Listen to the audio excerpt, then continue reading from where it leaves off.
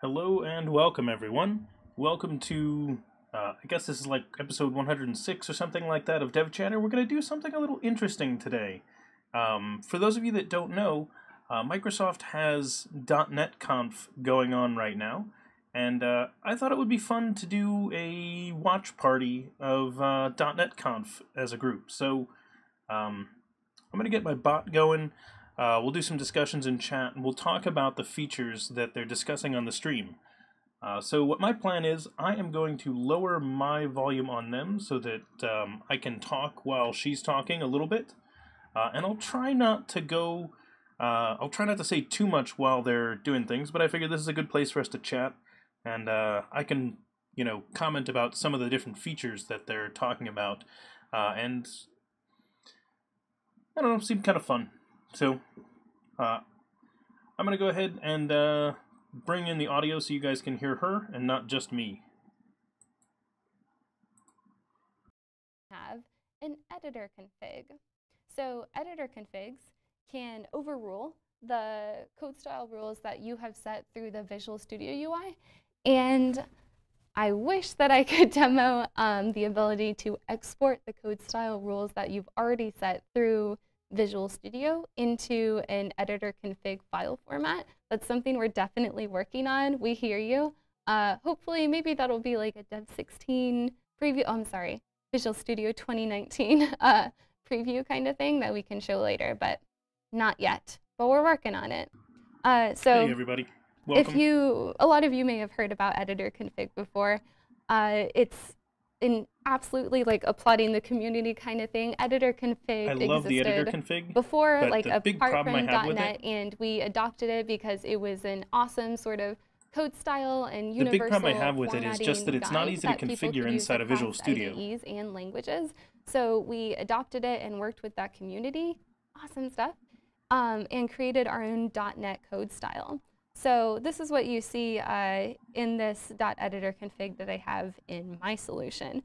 But you realize that, yeah, these might be kind of tedious to set yourself.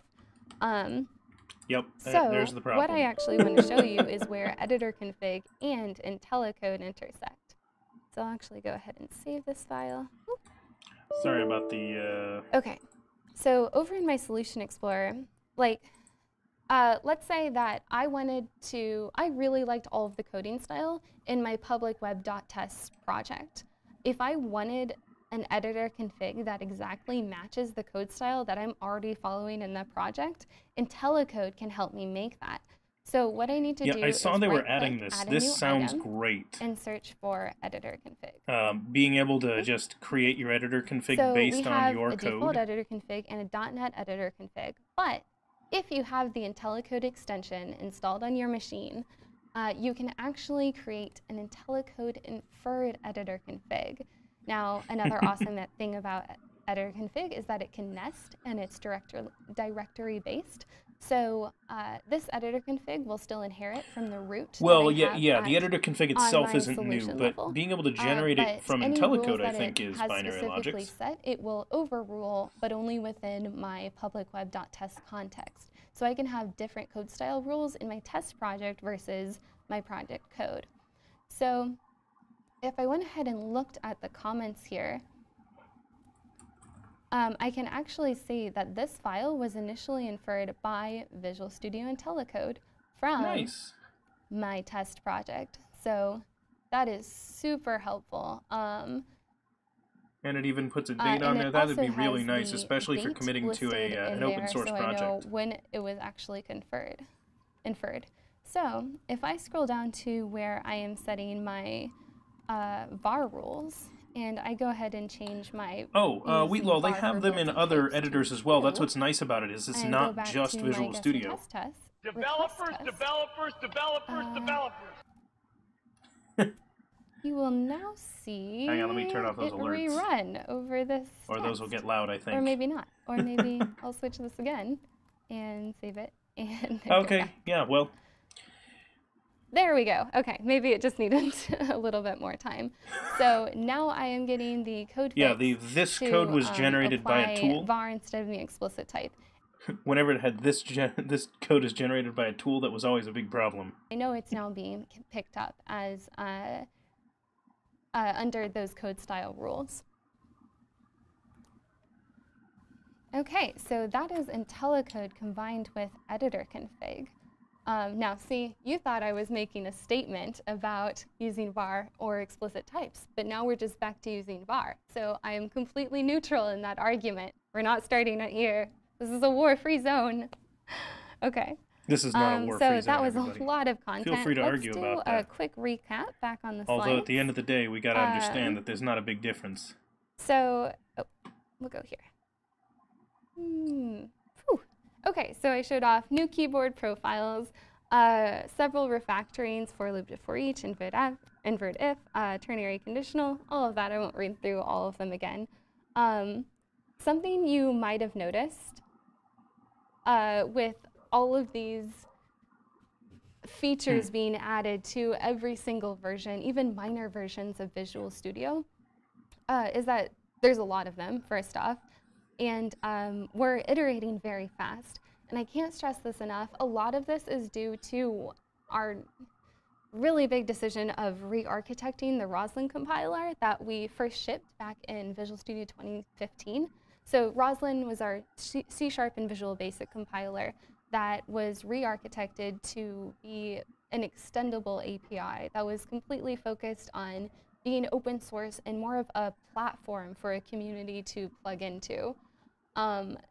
The community had an awesome response to that. I know the merge conflict code fix is definitely contributed by the community. I think there were a few more in there, but we just had a really incredible response there. There actually have been a good number of things contributed by the community. Part of extending Roslyn is being able to create your own Roslyn analyzers. So I just want to take you through really quick what that looks like. So while she's getting this set up, one of the things I want to mention, she showed IntelliCode earlier, and I will say they've added a lot of nice context-based adjustments to IntelliCode that they didn't have even just recently. And that's one of the biggest complaints I had with IntelliCode, is it wasn't smart about where I was in my context. And I was hoping they were going to make an announcement about how it was going to start weighing in how I use it, not just how the community uses IntelliCode. Because if it tracked my own usage, that would be really, really nice. All have seen this before, but it's very meta. So you're running Visual Studio from Visual Studio. So sometimes it takes a little bit longer to start up, but this version of Visual Studio is being launched by this one. So if I went ahead and opened my console project, I can actually see our default analyzer template running over it. And sure, it takes a little bit of extra time for Visual Studio to also launch Visual Studio, but I feel like the metaphor is strong when I do go through it. Yo, dog, I heard you like Visual Studio, so I put a Visual Studio in your Visual Studio. There we go. Okay, so here I have just a class named Kendra, and our default analyzer, just when you file new project Roslyn analyzer, is making a code fix that changes your class name to all caps. So it's make uppercase. So I can actually set a breakpoint within there. Oh yeah, copious. We've definitely had to debug Visual Studio plenty in the past. That's slightly different though. Oops. And open up my other version. There we go. And now when I hit the control dot to open my code fix, it actually triggered a break in my analyzer project in Visual Studio. So that's sort of what Please never analyzer make your class full uppercase. Implies. Never do that. It's really fun to do, and the community has had such an incredible response to using it. Actually, I think I'll go ahead and show you one of them. If I went ahead and opened an XUnit project, you can see what Roslyn analyzers the XUnit community has already made using the Roslyn APIs, and they're very cool.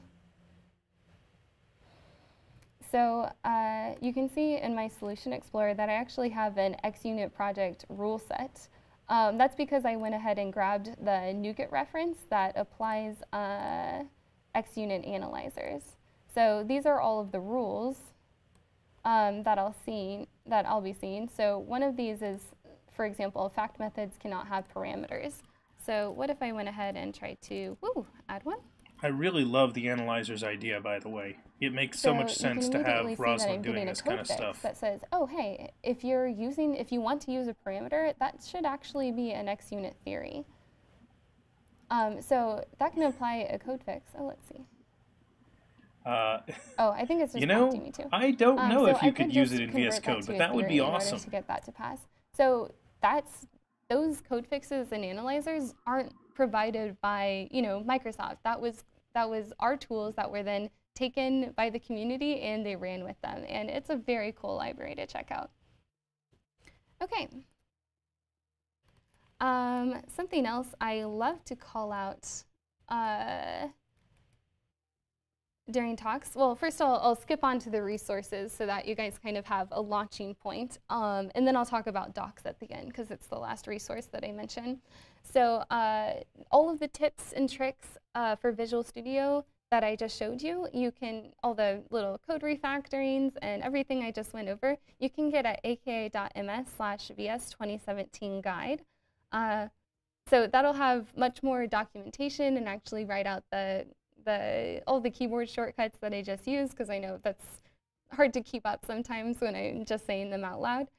You can go and grab the IntelliCode extension at aka.ms/IntelliCode. And if you are a NuGet package maintainer and you'd like to enable SourceLink for the people consuming your package, you can go to github.com/.net/SourceLink to find more information about how to hook up your source. And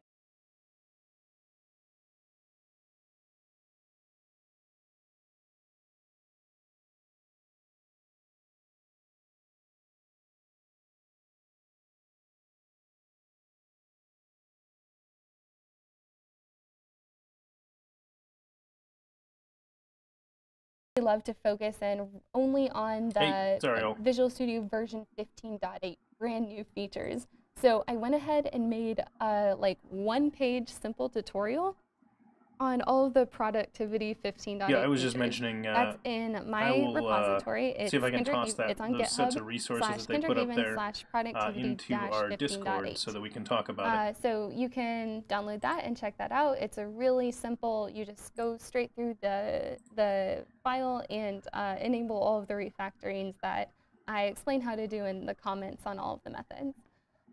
So the last thing I want to call out, and what I always like to it's kind of a public service announcement, is that our docs are open source. And you can submit pull requests to them, and they're wonderful to use. So I'll go ahead and go over there right now. So this is our Visual Studio 27. So I think most of the people here have probably seen their docs before. They're at docsmicrosoft.com like that. And I think we've referenced them a few times in our streams. So docs are usually a nightmare, but one of the things I really like about theirs is that when there are issues, we are actually able to fix them because they're open source. So one of the things actually earlier today on Kevin Griffin's stream, he wrote an article for fixing up their docs, added in the hub stuff. So when he was a guest on our stream, he noticed how we were using a strongly typed SignalR core hub, and he was like, I didn't know this was a thing. And he looked on the docs, and he's like, there's nothing about this. So he went and wrote an article for them today about that. So. And you can edit the doc right in your browser. You don't even need to actually clone the repository if it's a small change.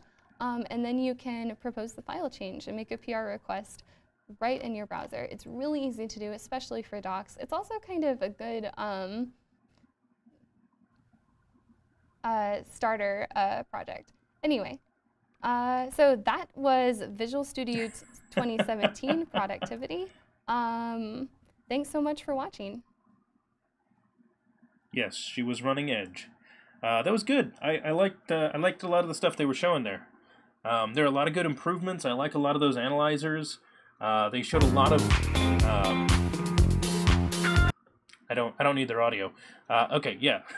Most of us don't like Edge. However, they had a lot of cool stuff, code improvements, refactorings, and things like that I think are going to be super valuable. A lot of people are saying things like, oh, I guess I might not need ReSharper anymore because, you know, we've got these things instead. You know what I'm going to do? I'm going to drop their audio down. There we go. We'll bring them back in and just have the audio down in the background.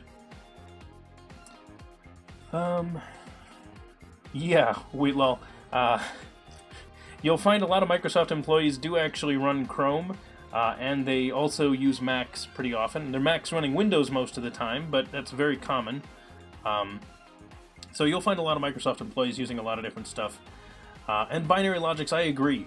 It'll be a great day when we don't need ReSharper anymore, and the tooling just does that, but I think a lot of people underestimate how much neat stuff some of the tooling still does. I am really looking forward to the point when I don't have to use ReSharper anymore either. And that'll be, you know, nothing against ReSharper, I love it. But that means either Writer or Visual Studio or VS Code or something else has gotten to the point where I don't feel I need it anymore. So that'll be really awesome. Okay, so...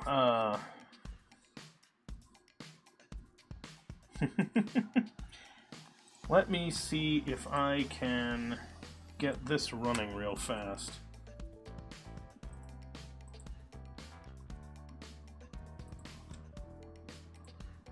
What do you mean you can't? That is an outright lie.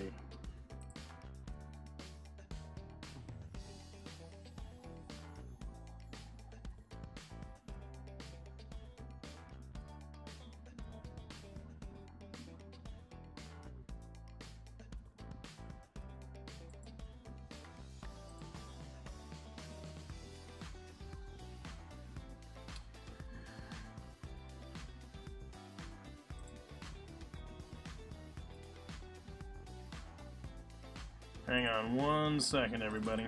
Gotta get something going here.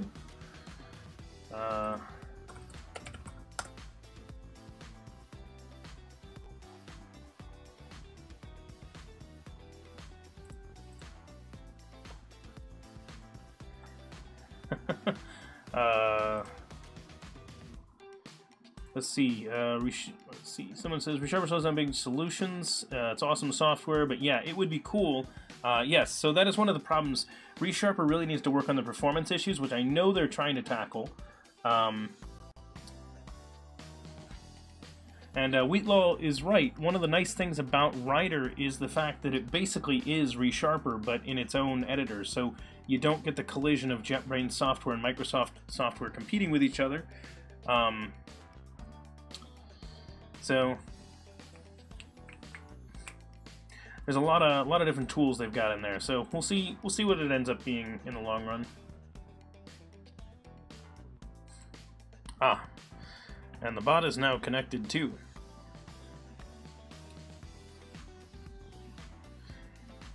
Yeah, so ReSharper has a lot of nice analytics, a lot of good suggestions. Its refactoring tools are actually pretty useful. It formats nicely. There have been a couple of deficiencies in ReSharper that have existed for a long time that I'm hoping they're going to get worked out, but we will see how that plays out in the long run. So, plenty of time for improvements.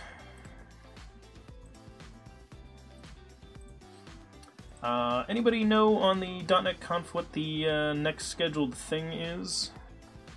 I'm going to look it up either way. .NET Conf. Agenda? No. Agenda doesn't have that. Okay, there it is. There we go.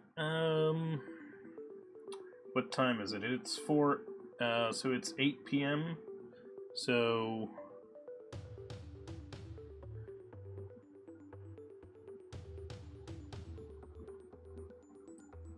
we're about to do this one.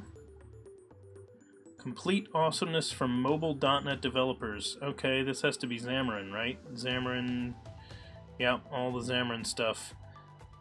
And then in an hour, they're doing .NET Standard. Oh, nice! We had a pretty good discussion about .NET Standard a while back, where we were talking about the differences between .NET Standard, .NET Core, and .NET Full Framework.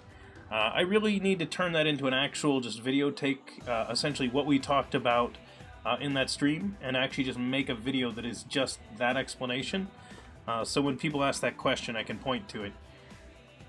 So, one of the nice things is that, oh, very nice, Binary Logics. Yeah, it's a really good talk idea, because there's a lot of people that are confused by, like, you know, like, what is this .NET Standard? What is it, like, what am I supposed to build against? And the short answer is, if you're building a library that's going to be consumed by a lot of different projects, your answer is .NET Standard. If you are building something that is, that can run on .NET Core, run it on .NET Core.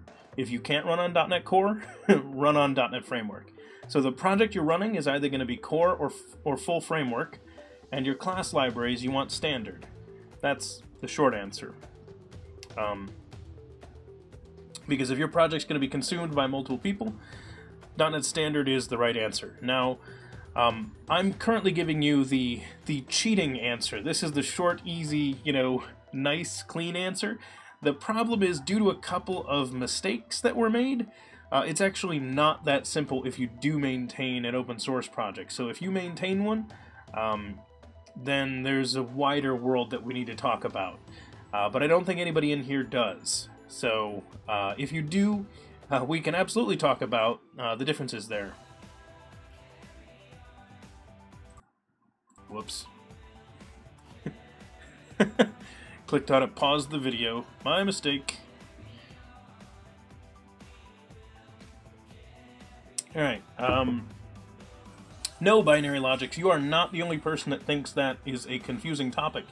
I actually had a bunch of requests to discuss that here on the stream, which is why I did.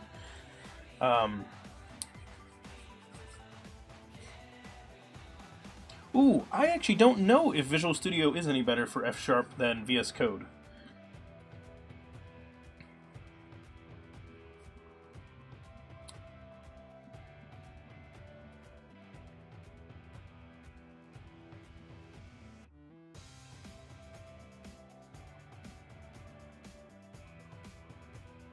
Oh, I did not know that there were issues with Visual Studio doing F#. So,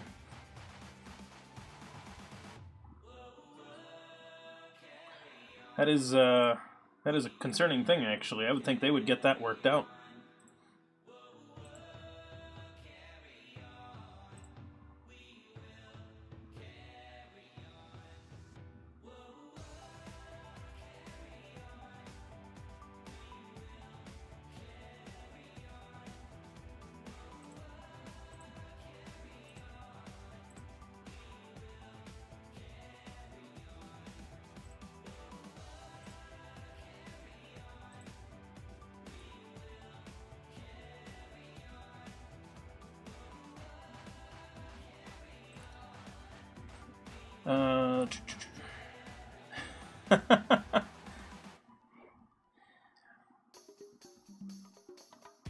Okay, so just because it's the most complicated way they could ever think with corns.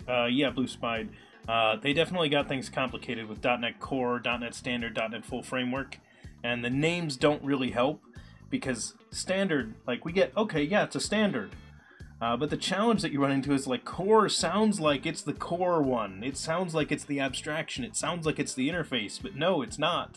Standard's that one. Core just means, like, lightweight. So it's like, it's like .NET New and .NET Old, and then there's .NET Standard. So, kind of funny.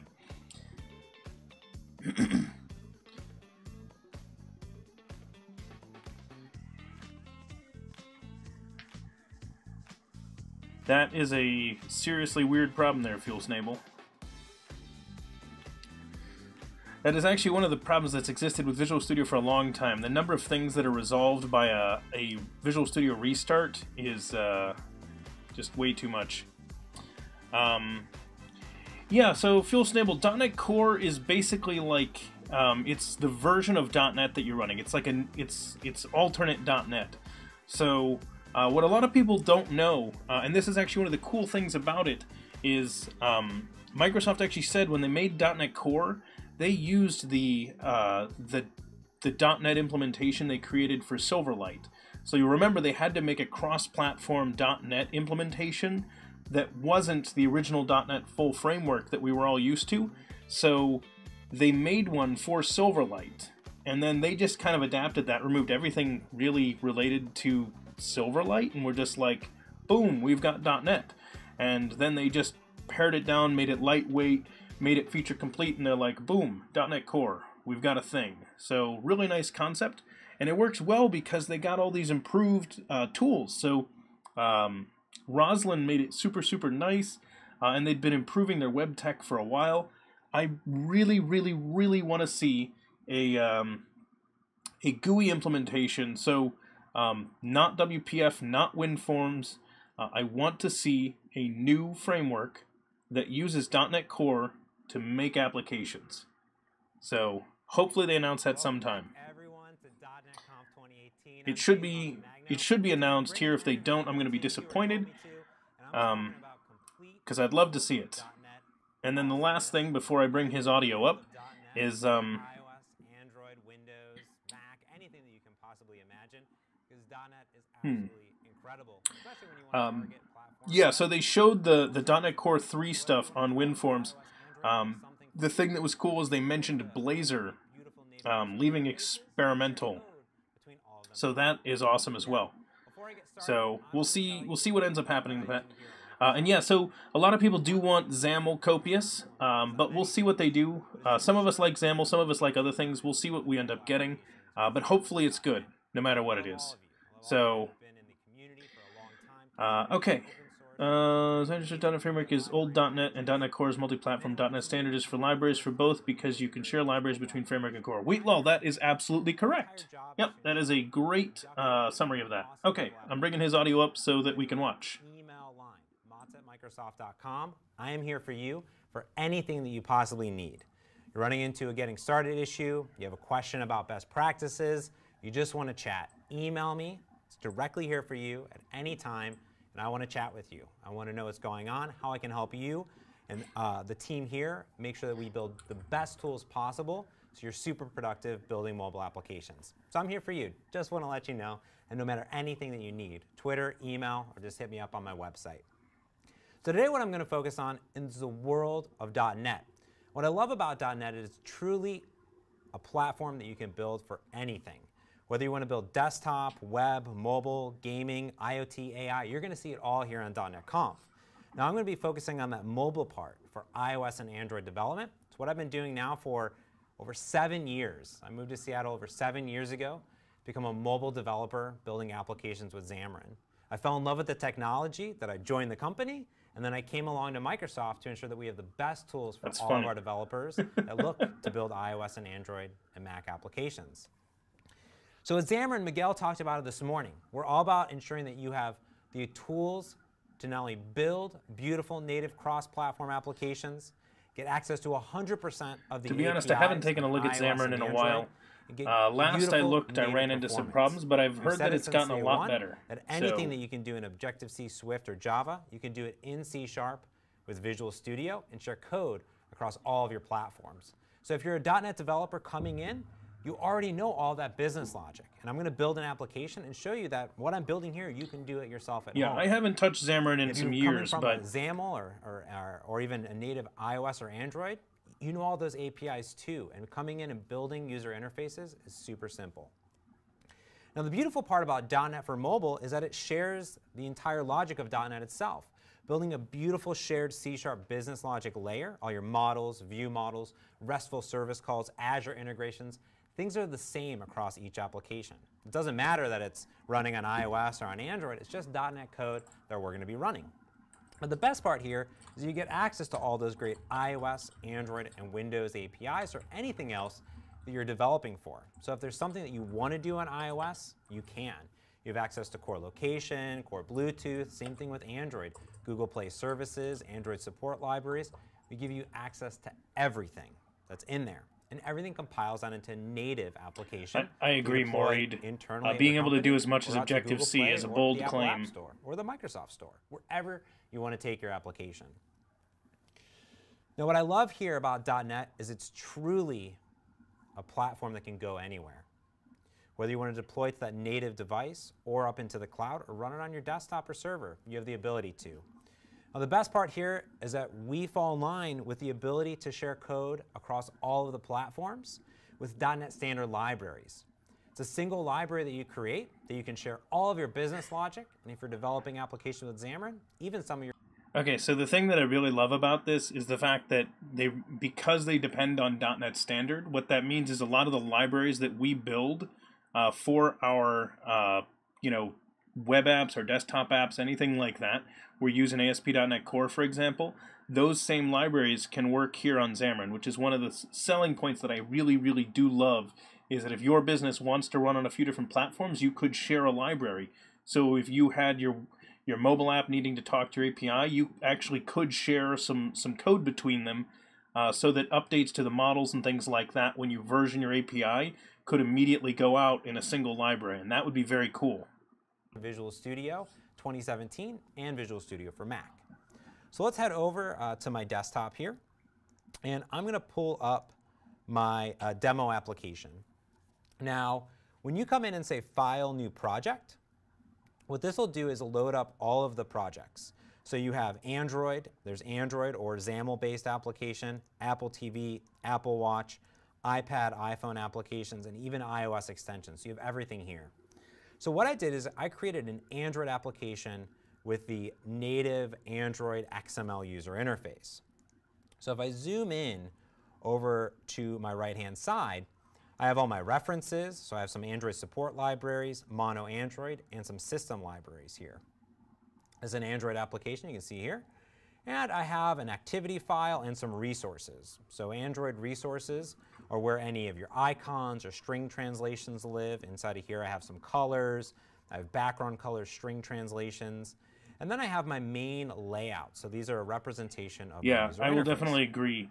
The claim that this can get the same performance as native is a bold claim. Text view that says not awesome saying that it's not login, true. I'm just saying that would and a button. be really impressive. What we're leveraging here is a brand new designer split view. So I can come in and I can expand the pane right here. I can swap it over. I can go horizontal if I want to, or go back down. Uses the same exact designer that you may interface and split view that you may be used to from WPF or UWP. What's great is that it's actually on by default, but you can always come into Tools Options, and under Xamarin, you have Android UI Design. So you can ensure what view that you may want. You can turn off 100% if you want to. Design views are always such a dangerous thing in applications. I'm never trusting of a design view. Accelerated rendering. And we've also really sped up the UI here when seeing your preview of your user interface. So if I come in and start typing inside of here, we should be able to... You have to click Save before it updates? See our user interface, ideally. Update over here. Oh. Let's go ahead and reopen that one. Hey, there's a demo.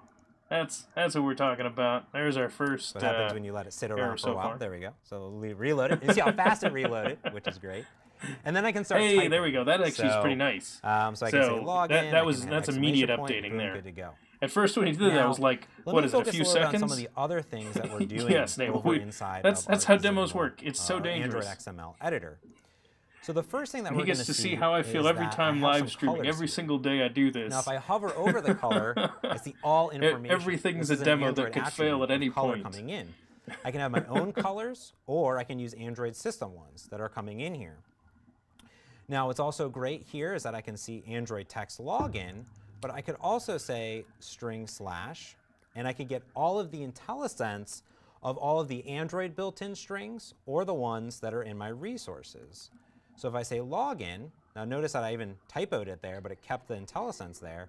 I can see that I have login hint and login button. And I don't even need to go to the resource because it shows me the login there. So there we go.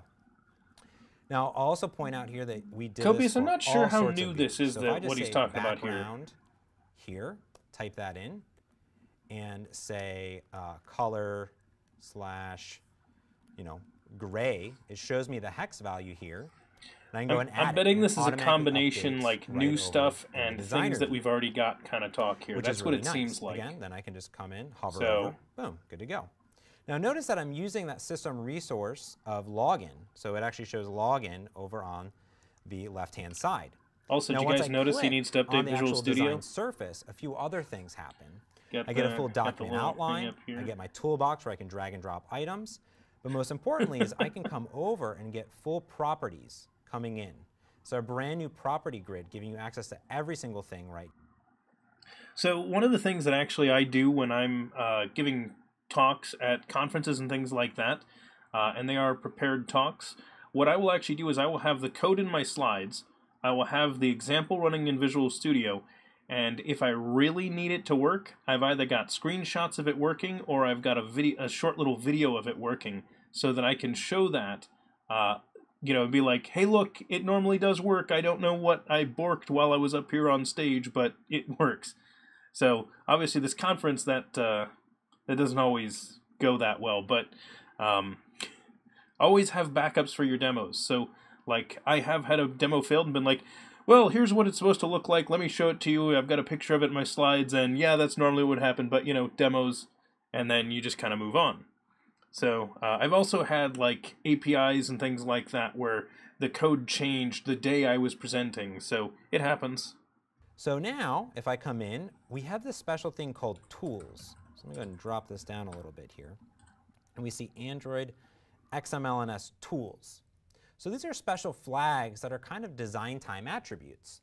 So we're able to add our own or optimize our designer view to show things that are built into this tools namespace. So the first thing we're going to see is item count. So I can actually come in and say, well, show me like 10 items. Not having messed with Xamarin in a design while, I view do will show find me it 0 through interesting 9. to see that It's not super pretty that he's doing this because demo using it has the no idea about standard. the items inside of it.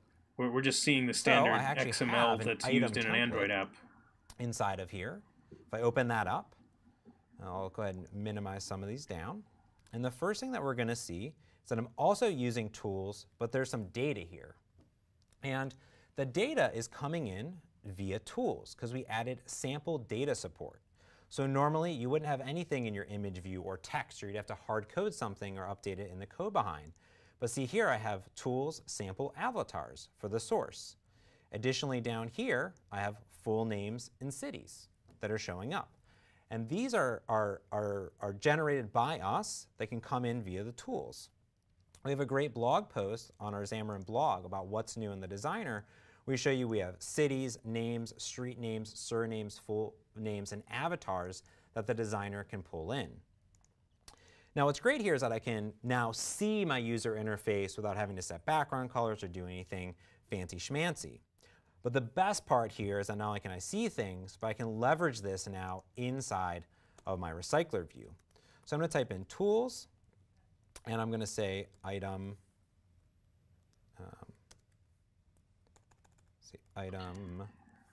Yeah, Copious. I'm not a big fan of the Android XML either, but it works. /sample. Now, I'm actually going to select the sample item, which is the layout that I just showed you. And what this will do is now generate off that sample data, which is a whole bunch of different data coming in, and show me everything inside my list view here. Are these guys on a script fuel stable? I didn't think they were. I figured this was just a free talk from the person that was giving it. They'll all be randomly generated that I can see inside. But maybe he the planned Android to say that. Designer. There's a bunch of other great things such as theming support, grid overlay support, material palettes and action bar menus, and being able to rotate things left and right, device sizes, everything that you would expect here from the Android designer, zooming in and zooming out, are all at your disposal. Optionally available, of course, because if you just want to not have any view and you want to minimize that down and set that as your default, go to town. Because the best part is that we've optimized all of those great IntelliSense features inside of the Android XML surface. It's brand new that comes in Visual Studio 2017 15.8. And that's some of the new stuff. Oh yeah, so Fuel Stable, I always have notes whenever I'm giving presentations that I go back to for like, here's the thing I'm supposed to be talking about. For me, there's a lot of things that I do over and over and over again. Miguel talked this morning about build times, There's other little tidbits of things, like when I want to put it on my device, on my app on my iOS device, or I want to publish it to the store, or I just want to get it working. Anybody want to place bets on how many Surface computers we see in these presentations? Because that looks like a Surface Book. Is that Android emulators, they've always kind of been a hot mess, let's be honest. So we've done two things, first and foremost. First is that we updated our Android emulators to use Quick Boot, which enables a snapshot view of your Android emulator. In the latest version of Visual Studio, we have preview support for our Hyper-V extension. Yeah, copious. It was awesome. Custom. This is actually the extension of running Android Google emulators on type of Hyper-V. So let's play this video of file launch of a pre-built application and just deploying and getting the emulator running. Oh yeah, boots, snapshots in. Surface computers are amazing. I like, especially the Surface Book. It's fantastic. On top of Hyper-V against both Intel and AMD processors. So this is the first time that really you get that hardware acceleration on both Intel and AMD, powered by Hyper-V and Quick Boot, running the Google Android emulators. So I'll play that back one more time in case you didn't believe it. And Fuel Snable, I think it's going to be whenever they get sued for their monopoly on that or something like that. So their business practice is about requiring Apples to build for it. And we've also been working on simplifying Android SDK management. Now this is a problem because Android has a whole bunch of different SDKs that you can target, compile against. And whenever you open a project, let's say from GitHub, you may not have the specific Android SDK installed. So we rolled out automatic SDK installing. Okay, this is amazing. Automatically notify you that, hey, you've opened a project where you don't have the SDK, and we'll just download. One of the biggest things that irritates me in one of the biggest things that irritates me in Android Studio is the fact that I have to go then download all the various stuff every time I change things. So I love the fact that they're talking about downloading SDKs automatically. Or on a device, or just want to see a design surface, or even compile it. Especially if you're running on Visual Studio on a PC, because everything has to be done over on your Mac. And copious, that's very true. Debugging. So the first thing that I'll talk about is automatic provisioning. So previously you had to kind of figure out where your iOS Mac build agent was, what to install Visual Studio for Mac, but now we just do it all for you. Over SSH connection will automatically detect. Are they telling me they're going to find the Mac that's on my network and do this? We'll see if any of the Xamarin iOS pieces are installed, including Mono. Okay, that's awesome. And like you just need to connect it to the same network, it'll find it, cool, and it'll just connect automatically. Else, it will download, install all the pieces that you need. On top of that, we also handle automatic provisioning when you want to put it onto your actual device. So for instance here, I want to go ahead and log in with my Apple account. This will automatically communicate to the backend servers. It'll grab my machine, it'll grab all of my certificates and provisioning profiles. And now on every single iOS application, you can turn on automatic provisioning. So what's great here is as I go in and go into the properties of this, I can toggle on automatic provisioning for my debug mode.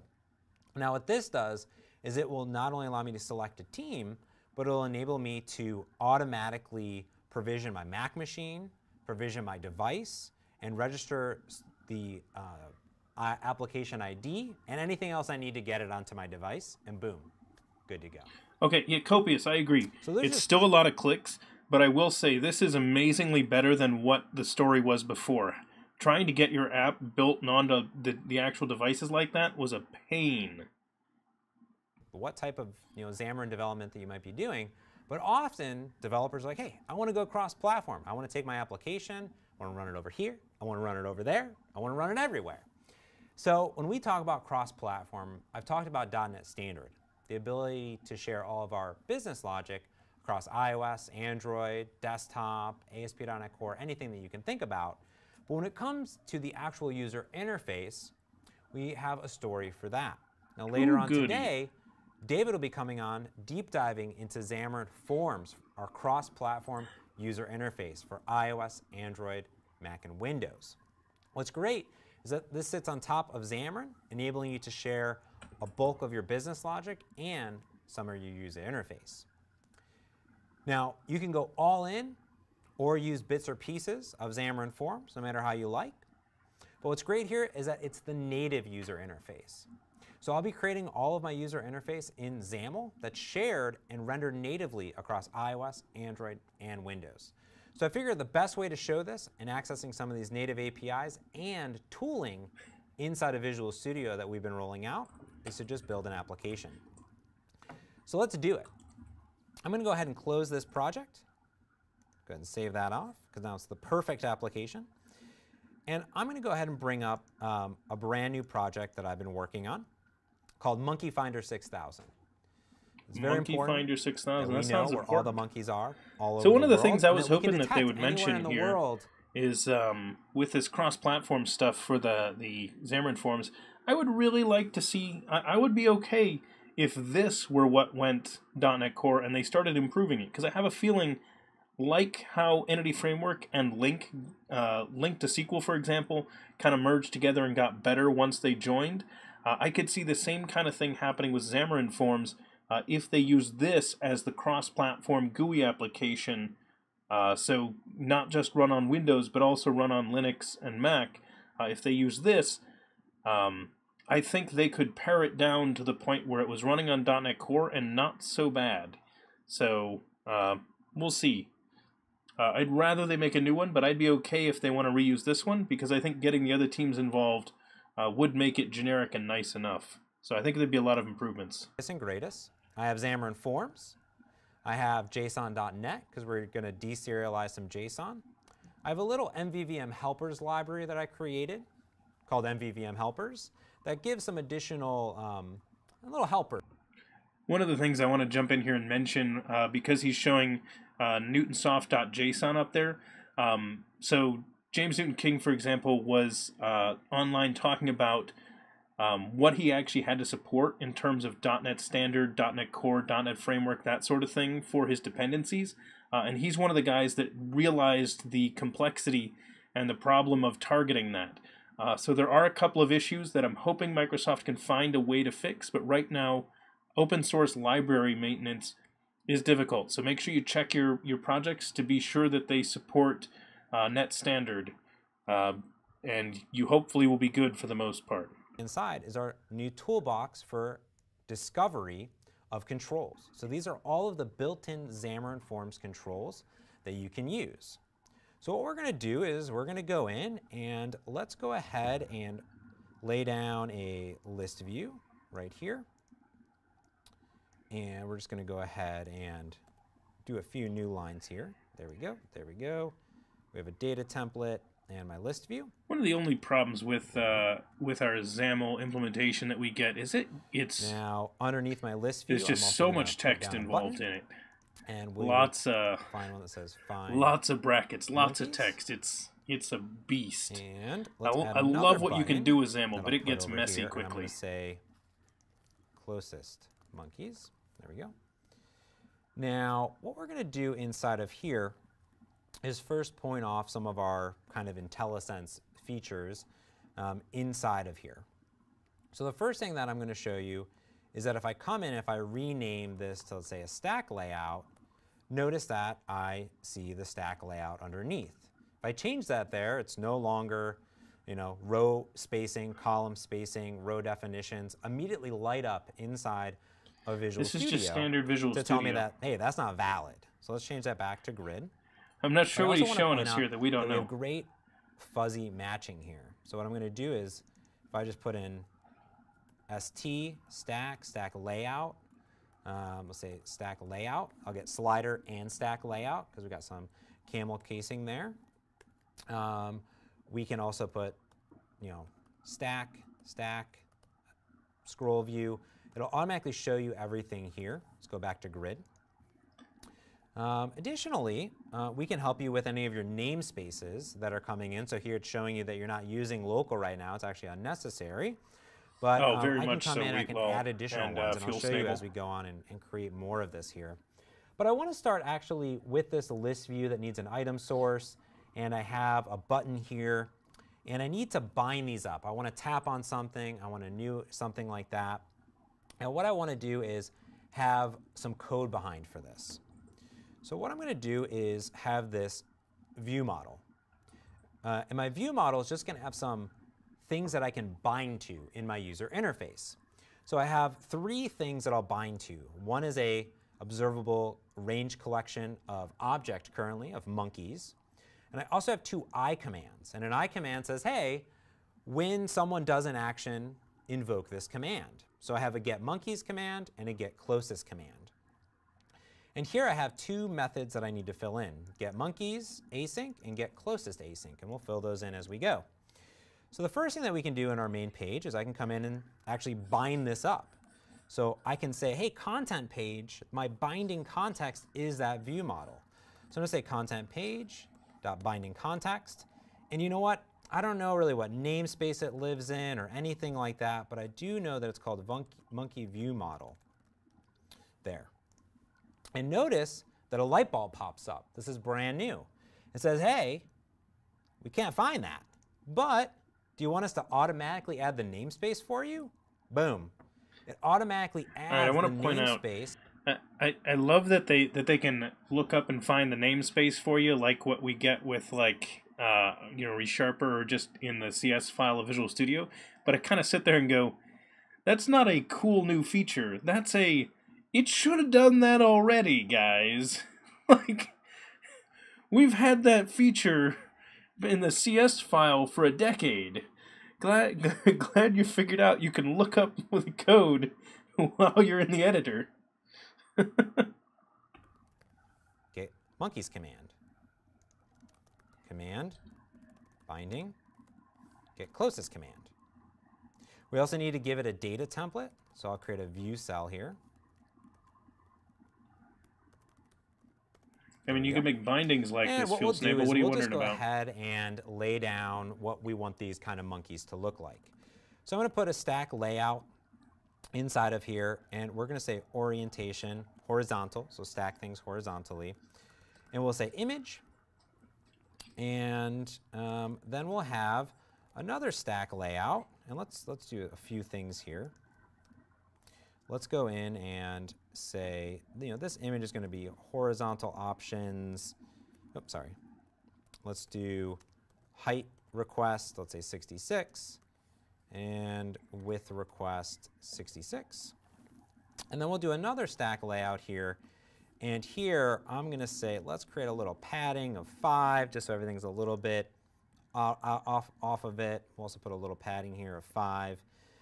And then what I can do is say, all right, well, I'm going to have a label where I display Field some monkey Snable, I do not know on information. that one. I'm not sure if you can make a custom I don't know what that binding information format. is yet We'll because we call haven't filled in that information.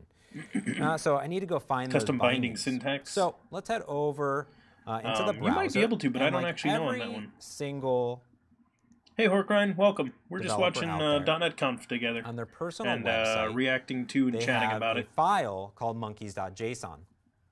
And when I go to montemagno.com/monkeys.json, I have all this monkey data that's here. That's looking pretty cool. He's got a JSON so file we could full take of this monkey JSON data. and deserialize it. So the first thing I'm going to do is come into my view model. When I click on this button, I want to do something. So let's go into this get monkeys. Let's just say try. And we'll just go ahead and catch that exception. And we'll say EX. And notice I'm just in my .NET Standard library. I haven't really touched anything iOS or Android. I'm just going to say new client, new HTTP client. There we go. And we'll just bring in system.http. I'll say var JSON equals await client.getString async. Paste in the URL that we have there. Now, I need to deserialize and get that monkey. Now, notice I have a monkey model, but I have nothing in it. It's blank. Just Oh, is he going to show... so what I can do yeah, is he's going to show paste paste his classes. Yeah, JSON paste his classes right here. What? Wait, what's he doing? What? What? Here at Wait, what? Microsoft and Xamarin What? before that. He's not It using... takes any JSON What? and enables you to paste it into the browser and convert it to any language. But if he's So going to C#, that's built into Visual Studio. What I can do over here is let's just go ahead and make this a little bit bigger. I'm going to come over here, paste in my JSON. Oh, he's and going now to Swift? Here, it's going to show me all of the languages that I can go ahead and put it in. And of course, I want it in C#. But this is in Visual Studio. It's in C#. It also brings in all the namespaces, everything that I need. And I can go ahead and copy the code, come back into Visual Studio, paste the code. And there's everything, including these nice JSON properties for name, location, image, which is a URI. He might like this better, but I would think you should show the one in Visual Studio and then show this one and say why it's better than, I don't know. It's really nice. On top of that, we can go ahead and not make it welcome. Let's go ahead and rename that to monkey. I'm confused by this. We can see that we have some nice helper classes. So we actually have some monkey from JSON, which automatically deserialize things with the converter. So I'll come back over here, and what I can do is I can say var monkeys equals a monkey dot. I mean, I agree. If you didn't have any other better way, like that's... If you didn't have any better way, that's super useful to be able to go and convert your JSON into some C# classes. I'm just really surprised. Do is come up here, and instead of this kind of generic object, let's say it's a monkey. And here I'll also say it's a monkey. So now all I need to do is say monkeys dot replace range and pass it in the monkeys. So update the list automatically for me. Now if something goes wrong, we'll go ahead and pop up a dialog box. So we'll say app.current.mainpage.display display alert. I'll say something went wrong, and let's do ex.toString or message maybe, and OK. Just so we have it as we debug this application. So now it's looking pretty good. I have some information, but we need to put it in here. So I'm going to say source, and I'll do a binding here. Yeah, exactly. I figured he would paste his classes when he was talking about it. Really nice. So, don't know. Because it knows about the monkeys. I'll come in here, and I'll say text, and I'll say binding to name, and text binding equal to location. Now with that in place, we may need to fill in a few other things for my row information. So here on my button, we can go ahead and drop this down, make it a little bit prettier. Wheatlol, I didn't see that. Did he use ex.message instead of passing ex? Because you lose all the stack trace if you do that. Column. The message does not include the stack trace, which is 90% of the time what you need. For example, and paste. Null reference exception isn't useful if you don't have a stack trace. It's the worst exception without a stack trace. And now at this point, I'm kind of ready to get it onto my device. If I go into the project setup, we can see that I have an app XAML. And inside that app XAML may be any of my resources. But also here, I'm setting a new navigation page, creating a new main page here. And I get some lifecycle events for on start, on sleep, on resume. But more importantly, I don't really have to do too much inside my other head projects. If I go into Android, notice that just like the other Android app I showed you, I still have resources where I can put icons and additional layouts. I have resources here for my JSON.NET, MVVM helpers, and Xamarin Forms. Additionally, well, null reference exceptions are going to disappear a lot once we have nullable reference types in C# as well, Gareth. That is going to be a huge improvement. Here that David's going to talk to you about later, including fast renderers and some additional information here. But now I'm just kind of ready to debug this onto my device. So I actually have my Samsung device right here. And I'm going to deploy it on my device currently. I could put it on an emulator, but I'm going to use some platform-specific features to do geolocation in a little bit. So I still have a little bit of time. Now, this will go ahead and, at this point, not only compile my code to put it onto my device, but it's going to go ahead and compile up a full Android APK and put it in debug mode. So while this is compiling and deploying, I'll answer a few questions here. The first one came in. This is from Christian. Says, great info. Glad you're liking what you're seeing so far. Can I find Monkey Finder? Absolutely. everything that I do is on my GitHub. You can go to github.com/JamesMontemagno. Let's bring that up on the screen. And you can go to repositories right here. See everything that I work on. And under here, just type in monkey, and you'll find all of my monkey apps. And there's a lot of them. But Monkey Finder 6000 is right here.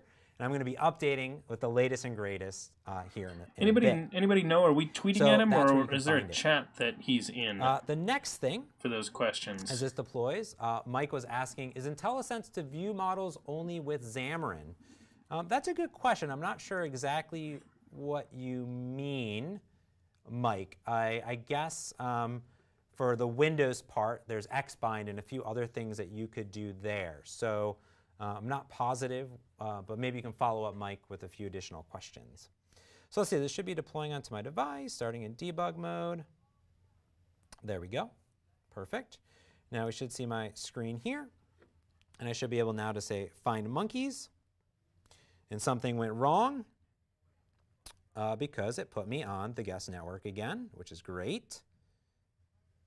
Let's go ahead and connect to my MacBook.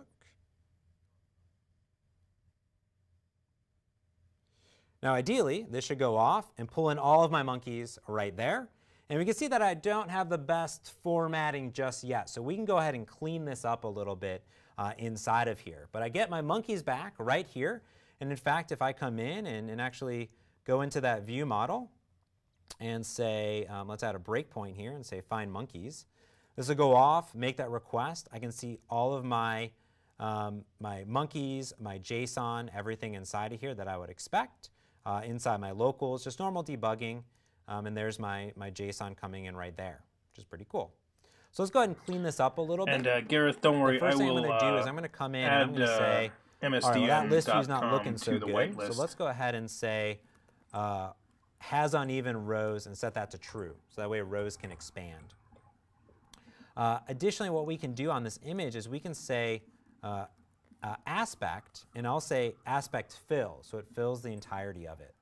But we can take it a step further because we actually have a custom control that I brought in.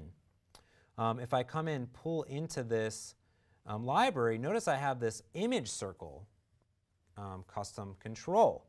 Now what's cool about the circle image is if I open up this DLL, is that it has a reliance on Xamarin Forms, but it also, let's go ahead and, I don't know if I can just open it there, but I also have image circles built in. So what I can do is say circle image, and notice here that it doesn't know what to bring in.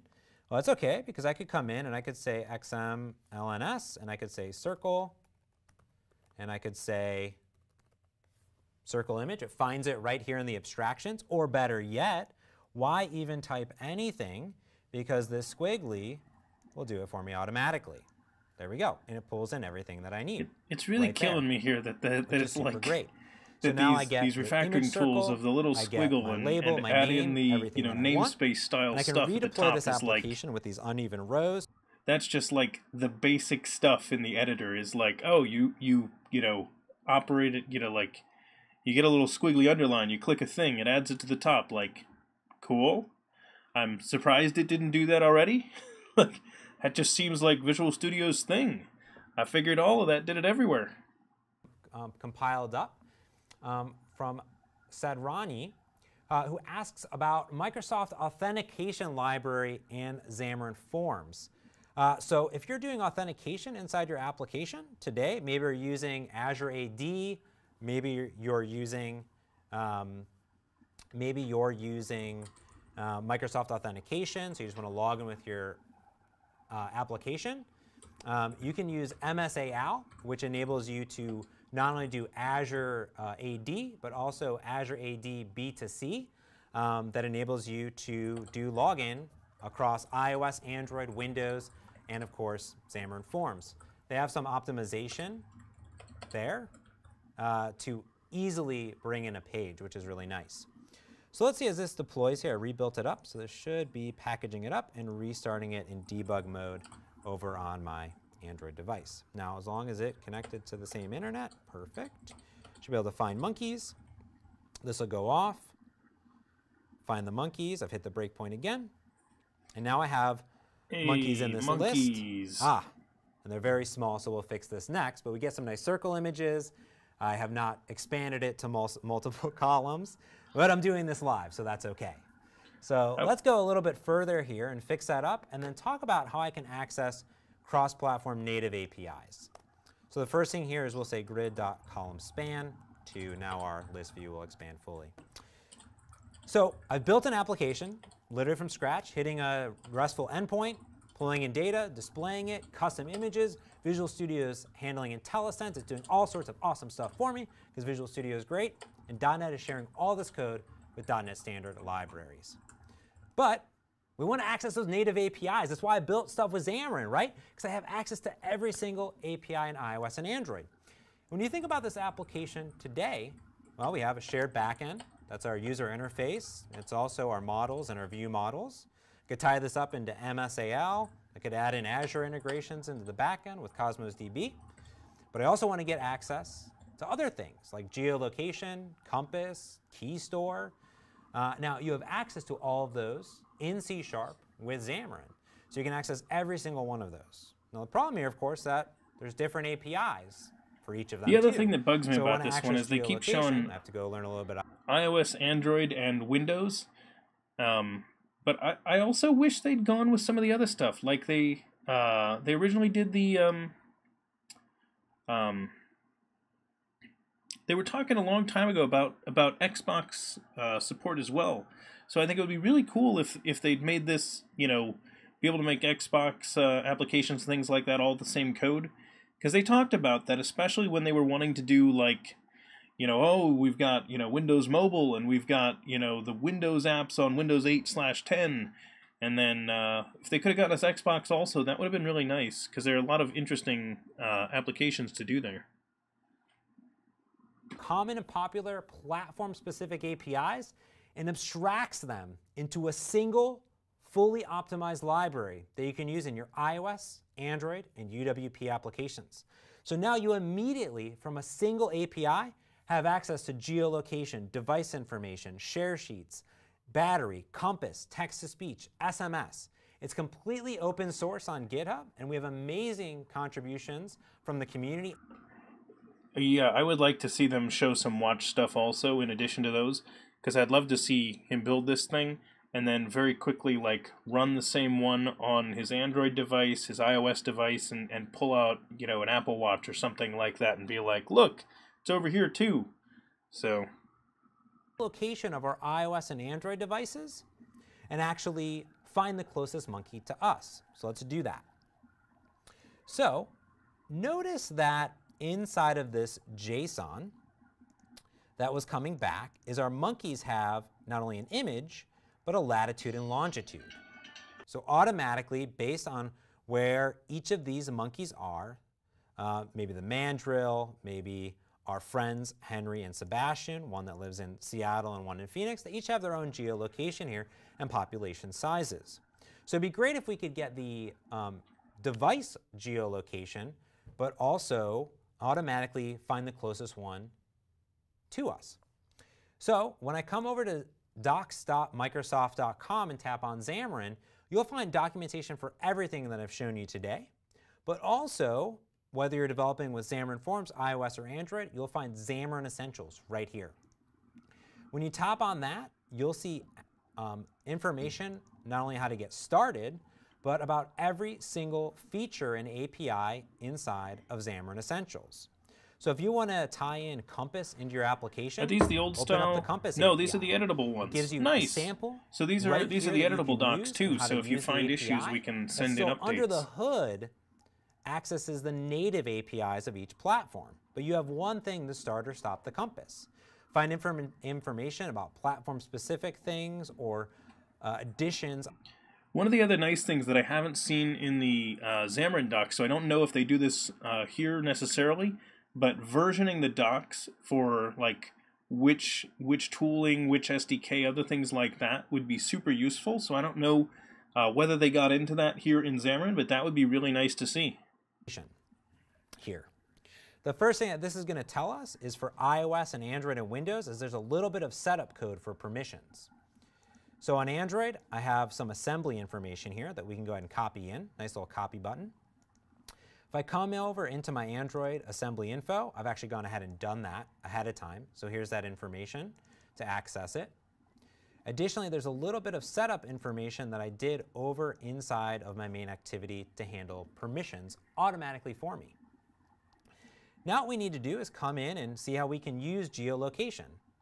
Well, this is pretty fancy. There's a way to get the last known location. And additionally, there's a way to get the current location.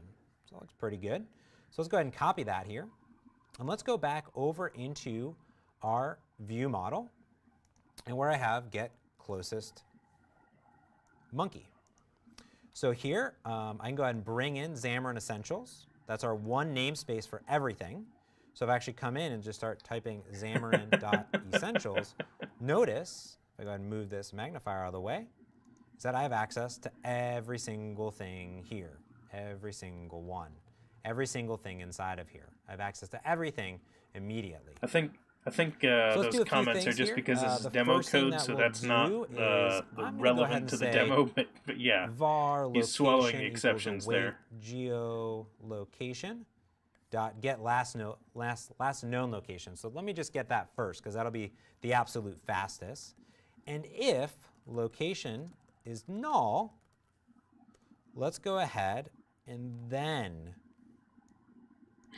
get the current location. Create a new request and automatically pull it back. Now what's great is that I have accuracy, so I can come in and say, do I want high, low, lowest? I'm going to do low right now because I'm inside of a building. I send off that request and I have it. Now, additionally, we can start bringing in some namespaces here for that. I can see if the device doesn't support the feature or if I don't have the permission, we will bubble up exceptions for you.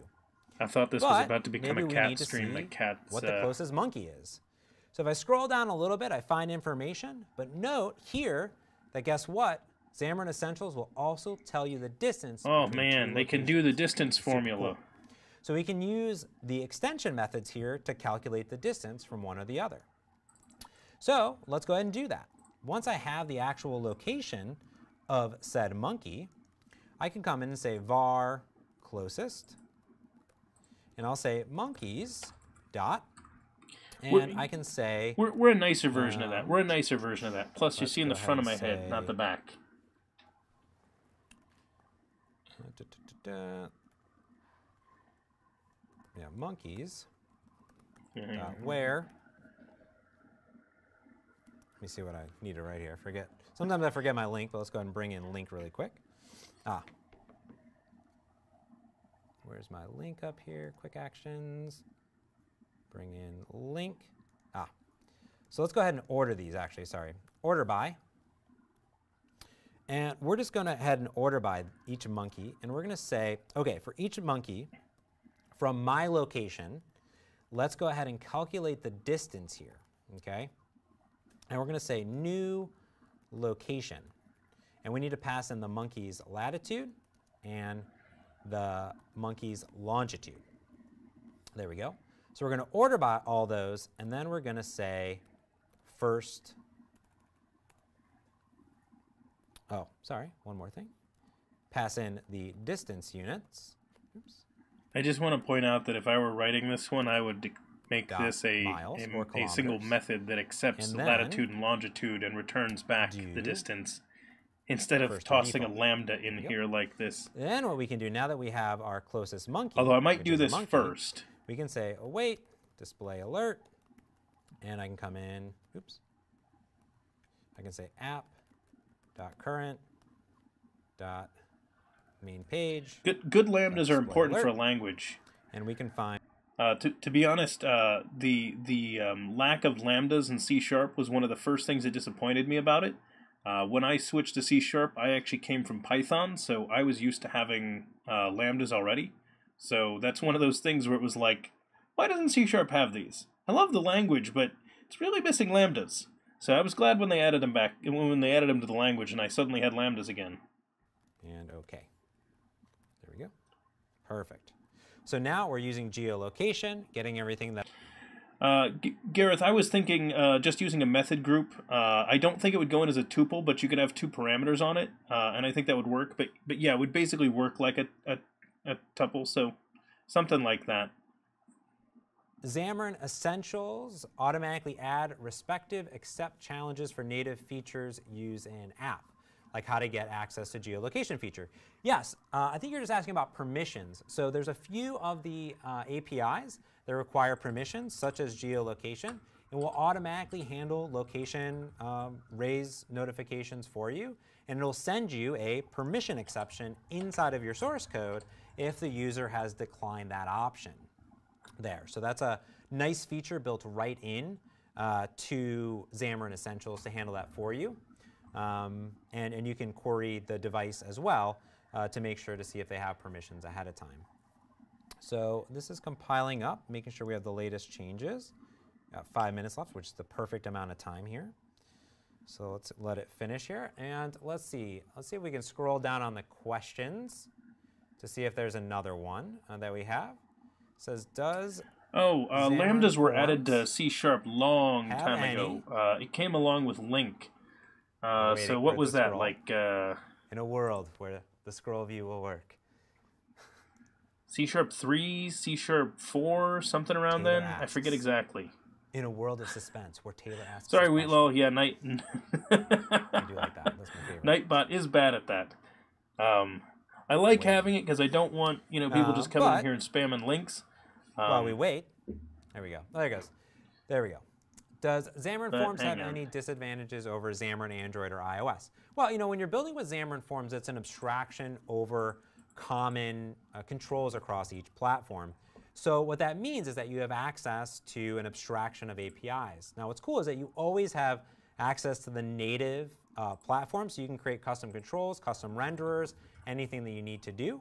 That's there. We actually have some different metrics that you can look at online. That's there. The website that you used to convert your C#, is that any better than paste as classes? Yes. It's a good question.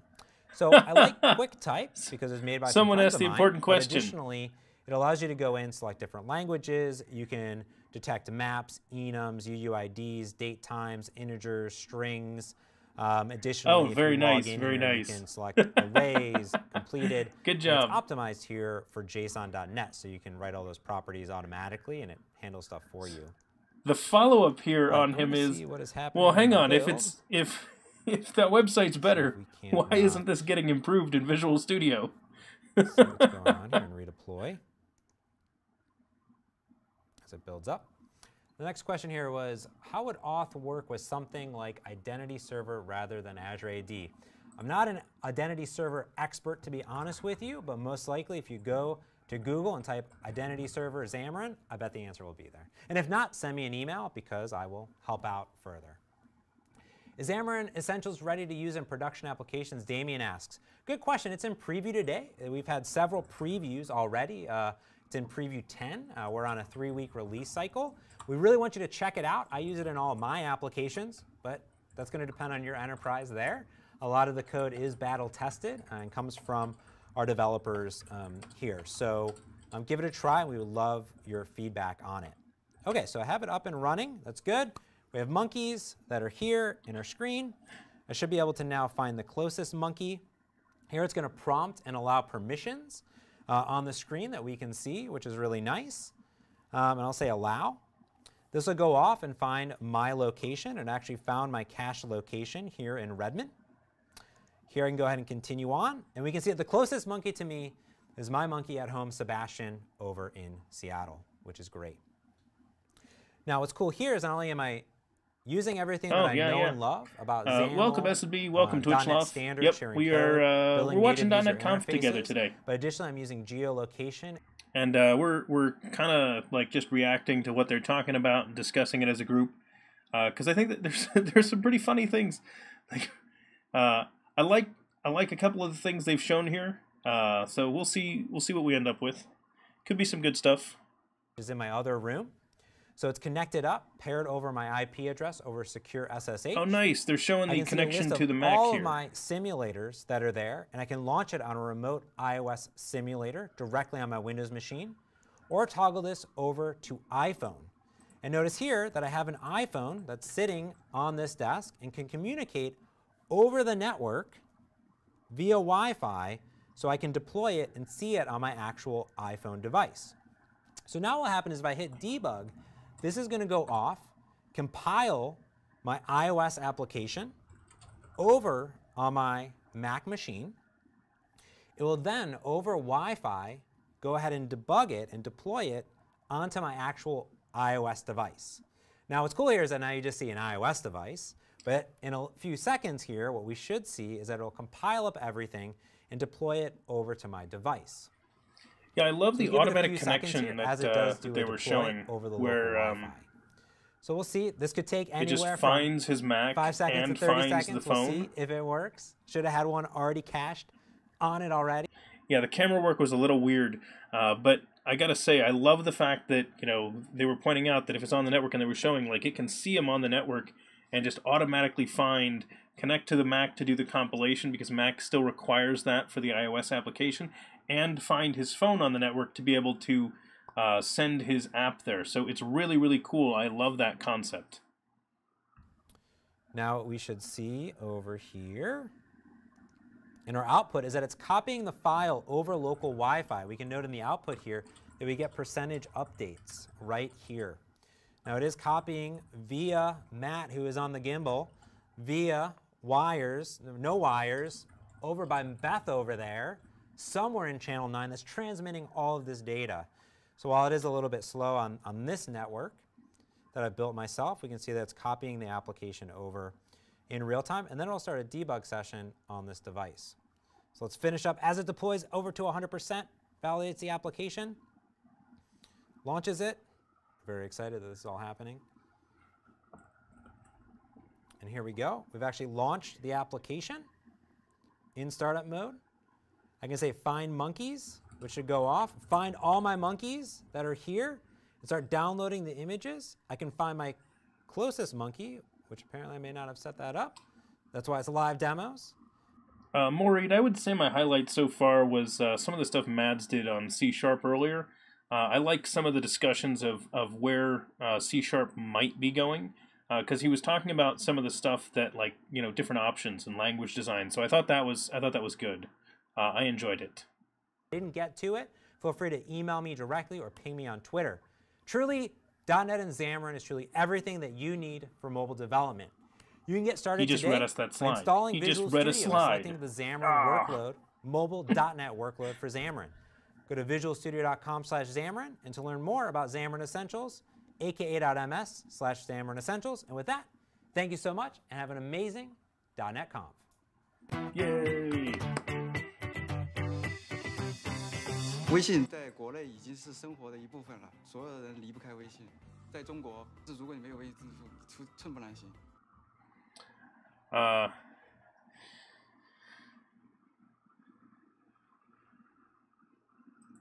Anyway, I don't think since I don't think most of my audience even understands the language being spoken, I think I can safely mute that and continue on, because I don't understand it either. Yeah, S&B. I didn't actually catch all of Mads' talk either, because I was doing some things, but I did enjoy what he was talking about there.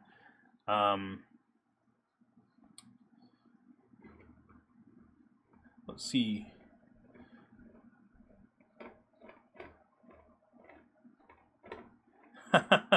Yeah, Twitchloff. Mobile and front-end dev definitely can mess with your head from time to time. There's a little bit of craziness in it, so we'll see. Some good stuff.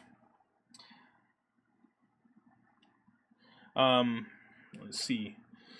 Just the same as... Oh yes, Mabuk. I did not catch the keynote this morning, but I'm not terribly surprised by that, because I know they were talking about a lot of the new stuff there. Also, welcome, Smebuk. Mads covered language design stuff, which was actually something kind of cool. So it was a discussion of the design process and not just like, hey, what's coming in the new version. So That was a cool thing. I'm actually going to definitely watch a video of Mads' talk from earlier today. As I said, it's definitely a highlight.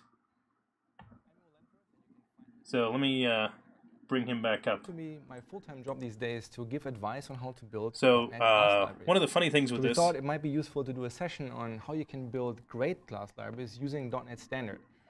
And .NET Standard itself is not necessarily the higher order bit here. It's more like the general approach for building class libraries. So a good chunk of my session today will be tips and tricks on how to make your life easier when you're building class libraries. So let's get started with the overview of what is .NET Standard, because it still seems there's a lot of confusion about what the standard actually is, how it works, and why we have so many different things called .NET something. So first of all, as the name kind of implies it, the standard is a specification. And by specification, what we really mean is a set of APIs. But it's not just that. It's also a template you can use to build class libraries. You can either do it with Visual Studio, or you can do it with the .NET CLI, where you just say .NET new class library, where we default you to .NET Standard. And what that means is you're building a class library that is restricted to the API set that is just in .NET Standard. So you cannot actually call any operating system-specific APIs or framework-specific APIs. And that's useful because it means that you know that the resulting class libraries will truly work everywhere. So another way to look at this is that the standard is something like the HTML specification. So it has a whole bunch of language constructs and other things in it that allow you to express your website, right? And then you have actual browsers, in our case it's .NET Core, .NET Framework, Xamarin, that can run your class libraries in the context of an application. So that's roughly how you should think about that. Another way to look at this is a term that we often use is verticals. So you can think of the .NET platforms, the Framework, Core, and Xamarin, as verticals. And they're vertical because they give you an end-to-end experience with an application model, a UI framework very often, and that is where you build your applications in. And then the standard is the orthogonal thing. And every to time that, I which is see the this, horizontal. So it covers all the APIs and all the foundational why is Xamarin a separate one? Why haven't we made Xamarin run on .NET Core? General purpose libraries like a JSON parser and other things, and allow them to run truly everywhere. So what's in the standard? The font is too small, it doesn't really matter. The real point here is there's a lot of technology in it. And to summarize it, it is all the foundational pieces that you already know from .NET. I don't know what it's based on, Fuel Snable, but I think the reason is that Xamarin has some things that are not in .NET Core, actually, but I do wish they could have leveraged it and made it a little more similar, but we'll see. Luckily, they made it close enough that we could get .NET Standard. Compared to, let's say, portable class libraries and other experiences we had in the past to write reusable libraries. So it is truly a really cool thing to use.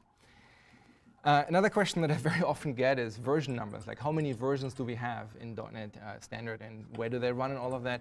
Point is, don't worry about it. You should really just start with .NET Standard 2.0. It is the best trade-off between reach and number of APIs that you have available to you. So if you're new to .NET Standard and you don't know how to select the version number, don't worry about it. Just start with 2.0 and you're pretty much good to go. So another thing that always comes up is the standard is open source. Most of you who have followed .NET for a while now know that pretty much everything we do these days is open source. And the standard is no different from that. The only thing that makes the standard slightly different is that we also have a review board. And the review board has representatives from all the .NET platform owners, as well as from the community, which is represented by the .NET Foundation. And anybody can propose APIs to be added to the standard. The only two things we require is that the API already shipped somewhere in a stable form. So the .NET Standard review body is not an API design review body. It's not about building new technologies. It's more about deciding which technologies should be in the standard and become. I believe that is the case, that you want to target the lowest numbered .NET Standard version that you can actually target. So whatever the minimum requirements are. So each time they add they have to add something to the standard. That's a change that, you know, everybody, if you can support .NET 2, you're supposed to be able to support .NET Standard 1.6. So that's the idea. If you're curious, there's a next version of the standard that is currently in planning. It's 2.1, as you might expect from the version number that we just shipped 2.0. So now the next one is 2.1. And there's a planning doc on GitHub that you can read, and there's pull requests with API additions. So if you want to be involved with the standard, that is where you can do that. All right, so before we go into the demo on how we build .NET Standard libraries, I want to talk a little bit about platform-specific APIs and how that works with the standard, because there's also a lot of confusion around that subject. So first of all, we announced the Windows compatibility pack almost a year ago. No, actually exactly a year ago, I think, at this point. And it's effectively all the things we have in .NET Framework that were not in .NET Core. And so it's all the usual suspects like drawing, ODBC, the registry, a bunch of stuff. It's about 21,000 APIs, so it's quite sizable. Some people ask me, was there no Linux compat pack and no Mac compat pack? And the reason for that is pretty simple, that .NET just started on Windows. So the vast majority of platform-specific APIs we have happen to be Windows-specific APIs. Moving forward, I could totally see a world where we also have a Linux compat pack or a Mac compat pack where we bring in more technologies that are not specific to Windows, but to other platforms. So you can reference the compat pack from .NET Standard. Now, the concern is, well, the standard is supposed to be for libraries that run everywhere. What happens now when you use APIs that are not available everywhere? What's the experience going to be? Well, first of all, the experience will be that the application will crash with a platform not supported exception. So the expectation is that you as a library author either decide that you don't support your library outside of Windows, or that you guard your calls with an if statement that says, if you're running on Windows, call the API, otherwise don't call the API. The problem that developers always have is now, well, how do I know how bad it is? How many times do I call those APIs? This is a really useful thing to be able to have an analyzer that'll tell you which so we have an analyzer API for that pieces you are are using detail. But basically that what you are get in the outside IDE of what you want. It will tell you that you call an API that is not supported. So you get a warning, and then you have to do something about that. And it's not just in very the IDE, useful for anyone who's maintaining a library. If you're building truly on the command line and don't use an IDE at all, we also got you covered there. All right. Let's talk about building a .NET Standard library. So I have a demo project here. The demo project is a pretty straightforward solution. It's a .NET Framework console application, and it's a .NET Framework class library right now. And it's a pretty simple class library. All it does is it is a logger, basically an abstraction over logging framework, and it allows you to log statements out. I think pretty much everybody who builds libraries or applications for a living has built something like that at some point in their career. So if I run the application, nothing spectacular happens. The application just logs something, and the logging file is written somewhere. So not too spectacular. Now, let's say we want to use this logging library on .NET Core. So right now, this thing is targeting .NET Framework. In our case, 4.61, but it could be 4.5. It doesn't really matter, whatever the case might be. So how would you convert this thing to the standard? And so the first thing you should be doing is, if you have a packages.config file, is migrate this packages.config file to, let me actually change one setting here first, to, interesting. Let me check one thing here. Yeah, here we go. So if you have this tool now, migrate package.config. This is a very useful context menu option right here. All you have to do is invoke this wizard here, and what it will do is it will tell you whether the package can be converted to package references, and if so, it will just do it for you. And package references are the way how we do things moving forward in general. So even if you stay on .NET Framework, you should generally move to package references as a better way to reference NuGet packages. So now we have this project still targeting .NET Framework. And that was a very, very necessary context menu option to have, because they were recommending people use the project reference instead of the packages config for your references. And so without that convenience, it's a huge pain to move it by hand. Go to my .NET Framework project, click Unload, click Edit, and now I will replace the contents of this file with this new thing here. And now comes the time where you actually have to read some XML and have to be aware of how MS-Build works. Most of the things here are things that are just default settings, so you can safely ignore them. References are defaulted on .NET Standard, so you don't have to worry about them as well. CS files are included by default, everything in the directory, so you don't have to worry about those either. So the thing you usually have to worry about are package references or project references, and you want to, cut those guys out and put them in here, and then you can basically delete all the rest, and then you now have basically a new project. And now if we click Reload,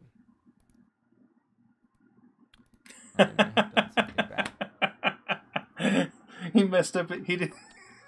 Edit the project again. That was good. Oh, okay. The critical problem is you need to be careful when you copy XML snippets that you. You gotta love live demos. That was good. References have to be in item groups in MS-Build. So let's quickly fix that.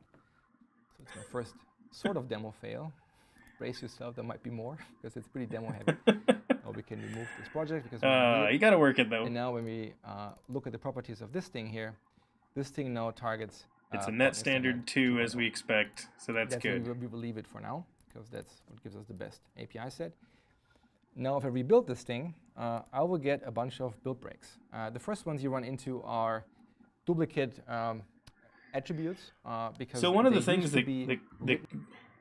that kills me on the NET standard stuff is when a large framework piece from Microsoft does not support NET standard 2 and is like gonna upgrade and things like that. Or we suddenly run into problems if we had a NET standard 2 library.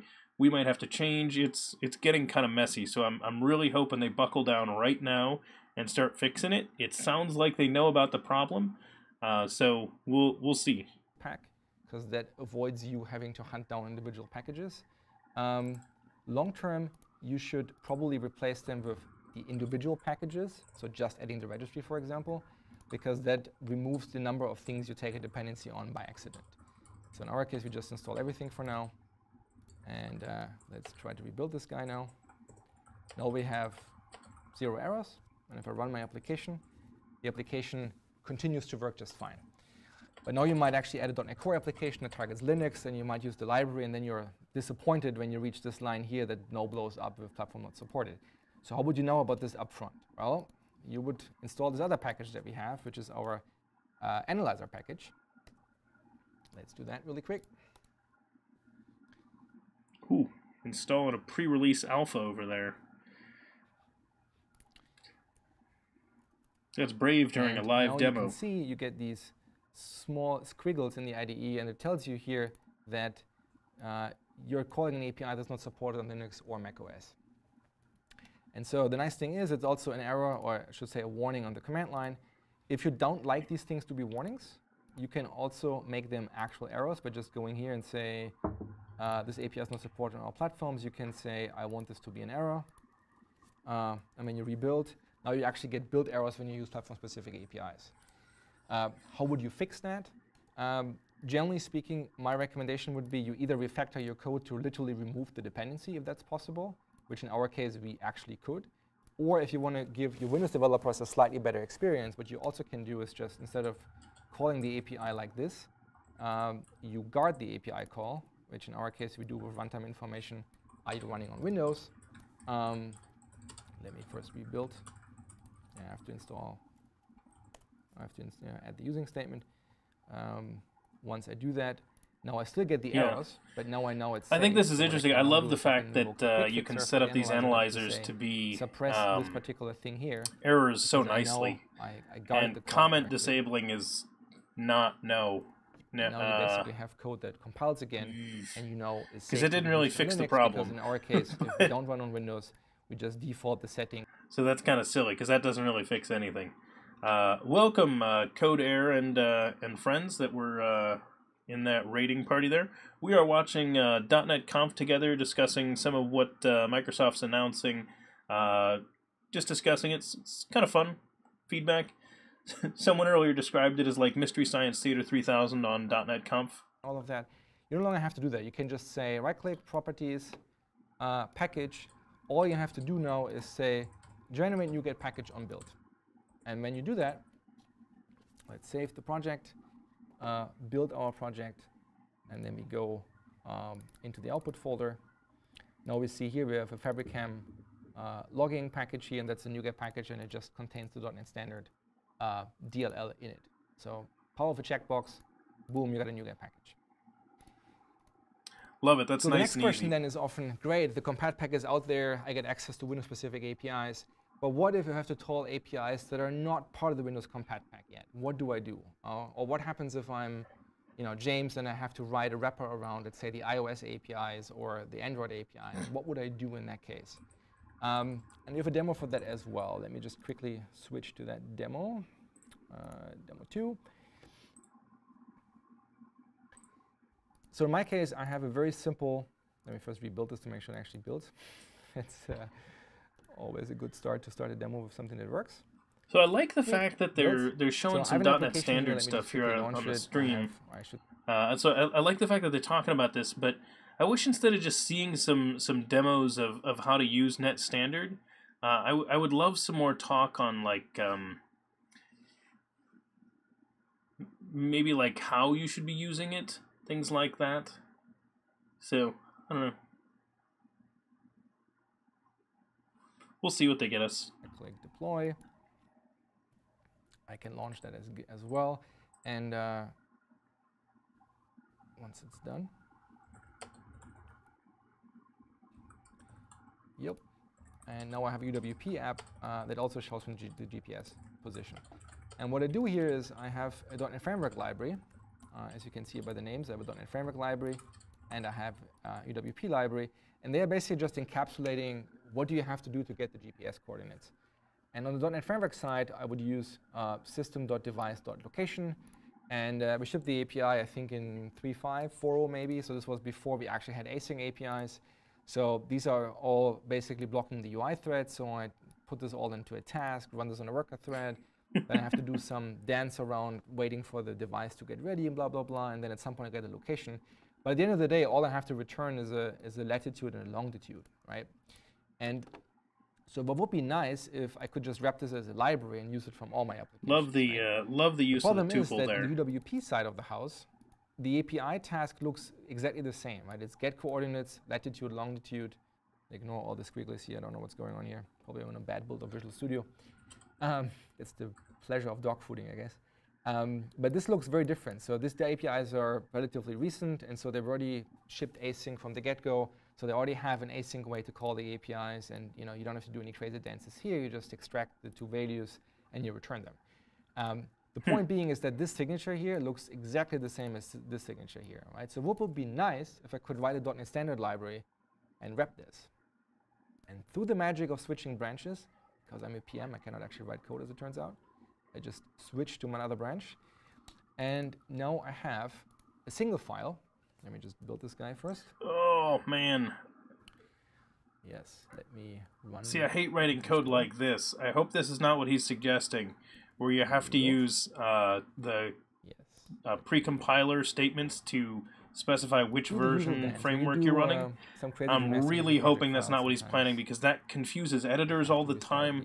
You run into the problem that you're like, oh, this text is grayed out. I need to switch what version I'm on. Precompiler statement, please don't be showing us that. I was hoping we were getting away from this. That's what I had to do in a lot of early .NET Standard libraries, and it was just painful. Painful to have these precompiler statements in here. Yeah, ignore the error. That might be me doing crazy stuff before. Point being is I now have two projects still, my both applications, and I have my class library project here. If you look at my class library project, what it does is it has the same API signature, and then we use conditional compilation. So we're saying if you're building for .NET Framework 4.6.1, then do what we did in the .NET Framework project before. If UWP, then we do this other thing, and otherwise we throw platform not supported. And in the editor, you get this very helpful thing over here where you can switch the context. So this is my view I get when it's .NET Standard. This is the view I would get from 4.6.1. I agree. So like, it's nice to have it this way. If I were doing this code, I might like extract each of those into a method so that like the grayed out portion's only one, but there's still not a nice way to do it. Instead of saying target framework, it says target frameworks. I can't imagine that whole section has to be one or the other. There's got to be something more shared than that, because that's a big gray box there in that precompiler part. For .NET Framework and once for UWP. And then I can just do conditions and say, for example, if I'm targeting for 4.6.1, then include this reference here. Or yeah, they're useful to... anything else, so real quickly, they're useful to have fuel stable. You're right. It is nice to be able to have precompiler statements, and when you need them, it is very, very valuable to have them. The problem is, I was really hoping, because they're specifically building this .NET Standard stuff, that we were going to get to see some kind of improvement that let us not use the precompiler statements. Because this is the same thing that we had, years ago. We've had this for a while in .NET Standard. So I was really hoping we were going to see an improvement. Let's try this. Maybe this project builds. What I can do here is, in the bin debug folder now, you have subfolders, right? You now have one folder per TFM because we produce multiple different binaries. Yeah, But what we also have the is we have this NuGet subfolders package is here. also kind of confusing when you And get if you look that. into this NuGet package, you will now see that this NuGet package now has one binary per platform. So from your consumer standpoint, they don't have to know that you did anything crazy, right? From their point of view, it's just one library, and you just get different implementations based on the operating system you're running it from. And so this is exactly what James is doing in Xamarin Essentials to give you the experience where you can have one API surface that bridges effectively n number of devices. So you can effectively bridge any platform differences yourself by providing these abstractions.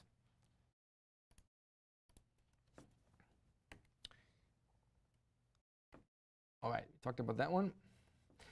So now let's talk about best practices when you do this. So the first thing I already said earlier is that when you have no idea what to do, you should always start with a project that just targets .NET Standard. It's the easiest way, and if that doesn't work for you, then is the point where you actually change your project file, make it target frameworks, add a semicolon separated list and all of that, and then you actually deal with the more crazy stuff. But .NET Framework, .NET Standard 2 should get you started pretty well. Now, once you want to call platform-specific APIs, then is the time to consider adding framework-specific implementations. But even if you do that, you should never drop support for the standard. Because if you do that, that means your package can no longer be installed into .NET Standard project, which now means not only have you been forced to write platform-specific code, all your consumers would have to do this now as well, which kind of defeats the point. Because your point of this library is so that you can encapsulate this so your consumers don't have to do this crazy stuff. So never drop support for the standard. The other thing is, well, what happens in this case is when you have APIs that throw. My general recommendation is also add a capability I actually API don't mind that partial returns classes. whether the API is There's supported. just very So in specific my use case, cases for them. let me just quickly show you what I mean by that. In this class here, what I could do is I could just create a Boolean property is supported. Ooh, that returns I'm true actually not for sure .NET about Framework and Windows UWP and returns false for everything else. I'm not So sure this way about your that. consumers can check up front whether the code Using will explode, Blazor and so then that the, upgrading writing the to platform check is easier. NET Core 3. And generally speaking, you should always use a NuGet package in those cases because it means your consumers don't have to know which of the 5 binaries they have to pick at any given point in time. It's just automated for them.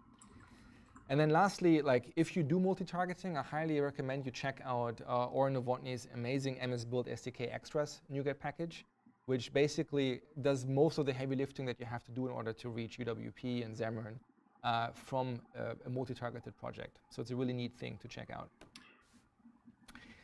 All right, now let's talk about the elephant in the room. When I asked yesterday on Twitter what you would like me to talk about, one thing that popped up a lot was what's up with .NET Framework and .NET Standard? There seems to be some issues. So let me start with apologizing and say I'm deeply, deeply sorry. We had a good idea. This is the crazy right here. This is what I was talking about. That was super well. This was the big Twitter discussion that I was talking about. It's really crazy. It was roughly, I want to say, 6 months after we shipped .NET Framework 4.6.1, I believe. And so what we said at the design point of Tool was it would be really neat if .NET Framework 4.6.1 could support .NET Standard 2.0. The reason being is that most of the APIs, if not all of the APIs, that were new in .NET Standard 2.0 were already available in .NET Framework 4.6.1. So the only thing we thought we have to do is change the NuGet mapping to consider 4.6.1 as implementing that Standard 2.0. Unfortunately, we found out over the last 6 to 12 months that there's a very long tail of issues. And I don't have enough slides to tell you what the problems are. Generally speaking, what you should take away from this is that if you want to consume anything higher than .NET Standard 1.5, you should probably be in .NET Framework 4.7.2. Now, I realize that that is not always a choice you have, right? If you're a library author, you don't control what your customers are using. So one thing that you can do as a library author is do multi-targeting and add a .NET Framework 4.6.1 output to your library. So you have you basically produce a binary that is specific to .NET Framework, so your customers don't have that problem. You still compile the same code. You don't have to change your source code at all, but you just basically produce 2 binaries as opposed to just 1 binary. And as an application author, you should upgrade to 4.7.2 if you consume .NET Standard 2.0 binaries, because the experience will be so much better. So again, I'm very sorry. For us, the major learning here is that after .NET Platform shipped, we will never ever change the mapping which .NET Standard version this platform is supposed to implement, because bad things happen if we do that. All right, strong naming. So strong naming is a topic that has triggered a bunch of strong opinions, I would say. So before we go into them, I would like to summarize what it actually is and why you should care about this. So strong naming got invented at the same time .NET was already originally invented. So you can think of it as a key signing mechanism that gives your library an additional piece of the name. So basically, in this case, what we have here is we have, oopsie daisy, let me actually zoom in here, something reasonable. Never mind. He's going a little anyway, crazy so on that zoom This is in an there. assembly name that you have, and it basically has the public key token on the right-hand side. And the public key token is the thing that you basically get from strong naming your assemblies. You should not confuse strong naming, by the way, with authenticode signing. Authenticode signing is an industry standard that is applicable to many technologies, not just .NET. It's also applicable to native code. And basically what it does, it just gives a certificate signature to the code, and it indicates who authored the source code, whether it was Microsoft or Google or Facebook or whatever. Strong naming doesn't do that. Strong naming is really just, you can think of it as a GUID attached to your assembly name. And it was used to locate assemblies in the GAC and allow side-by-side loading and blah, blah, blah. Yeah, the so nice way is is basically like it's like tacking a unique now, identifier onto your assembly name, and that's pretty much all it is. One of them is it's viral. If your library is strong name signed, you can only reference things that are strong name signed. The second problem is removing or adding a strong name is a binary breaking change because it changes the identity of your library. So if you ship a library, you need to decide up front whether you ever want a strong name signed or not. There are some open source libraries that went the route where they published 2 NuGet packages, one signed, one unsigned. I don't recommend that because it basically forks the ecosystem. You have to decide which graph you want to depend on, and it's generally not a good experience. We generally recommend that if you build an open source library that you expect to work on .NET Framework, you should strong name sign it from day one. Now, people always say, oh, then I have to maintain keys and all of that. And the recommendation that we now have is just check in the public and private key. The private key should be checked in. And why is that? Because we no longer care about strong naming for security reasons. We've set this guidance for over 10 years now. Yeah, it's an interesting recommendation there because they're basically saying that you can go ahead and put both your public and private key in there, which is essentially all that's required to make it. Because they're pointing out, since it's not a security token really, it's just the way that it builds, that's a reasonable way to do it. So, interesting concept. The time machine that could go back to .NET V1, that's the one thing I would probably change. So binding redirects, first of all, is .NET Framework only. So any other .NET platform that has shipped since then, I swear I had those events turned off. Sorry about that. .NET Core, Mono, UWP, Unity, none of these have problems with binding redirects. So if you complain about binding redirects, rest assured it's a thing that you never have to deal with unless you target .NET Framework. And basically what it does is the .NET Framework assembly loader is very picky. If you build for 1.00 and you deploy a 101 or a 11 or a 2.0, it doesn't matter. If the version numbers don't match, it will reject the load by default. Now you can tell the system to say, yep, a higher version is fine, but in order to do that, you have to write this XML island here. And of course, that is pretty annoying. So that is annoying to have to write XML just to do that. So I have a demo for that as well.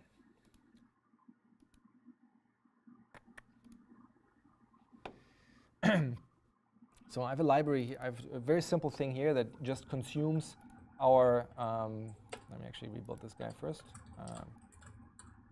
Restore NuGet packages. So I have this console app here that consumes our FabricCam logging library we showed earlier, and it's very innocent. It just uses the logging library, logs, and that's it. So if you run this guy, it just works, logs out, everything's fine. Now we do something fairly innocent. We just say, you know what, I would like to install JSON.NET. So let me go to the Yep, seems pretty normal. Seems pretty normal. .NET. Yep, let's say stable version is fine.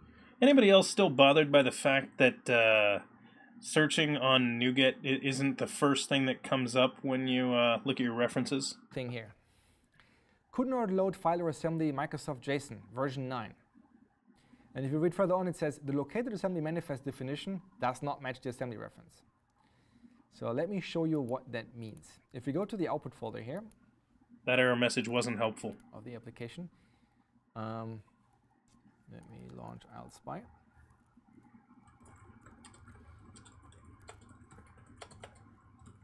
If I could figure out how to do it.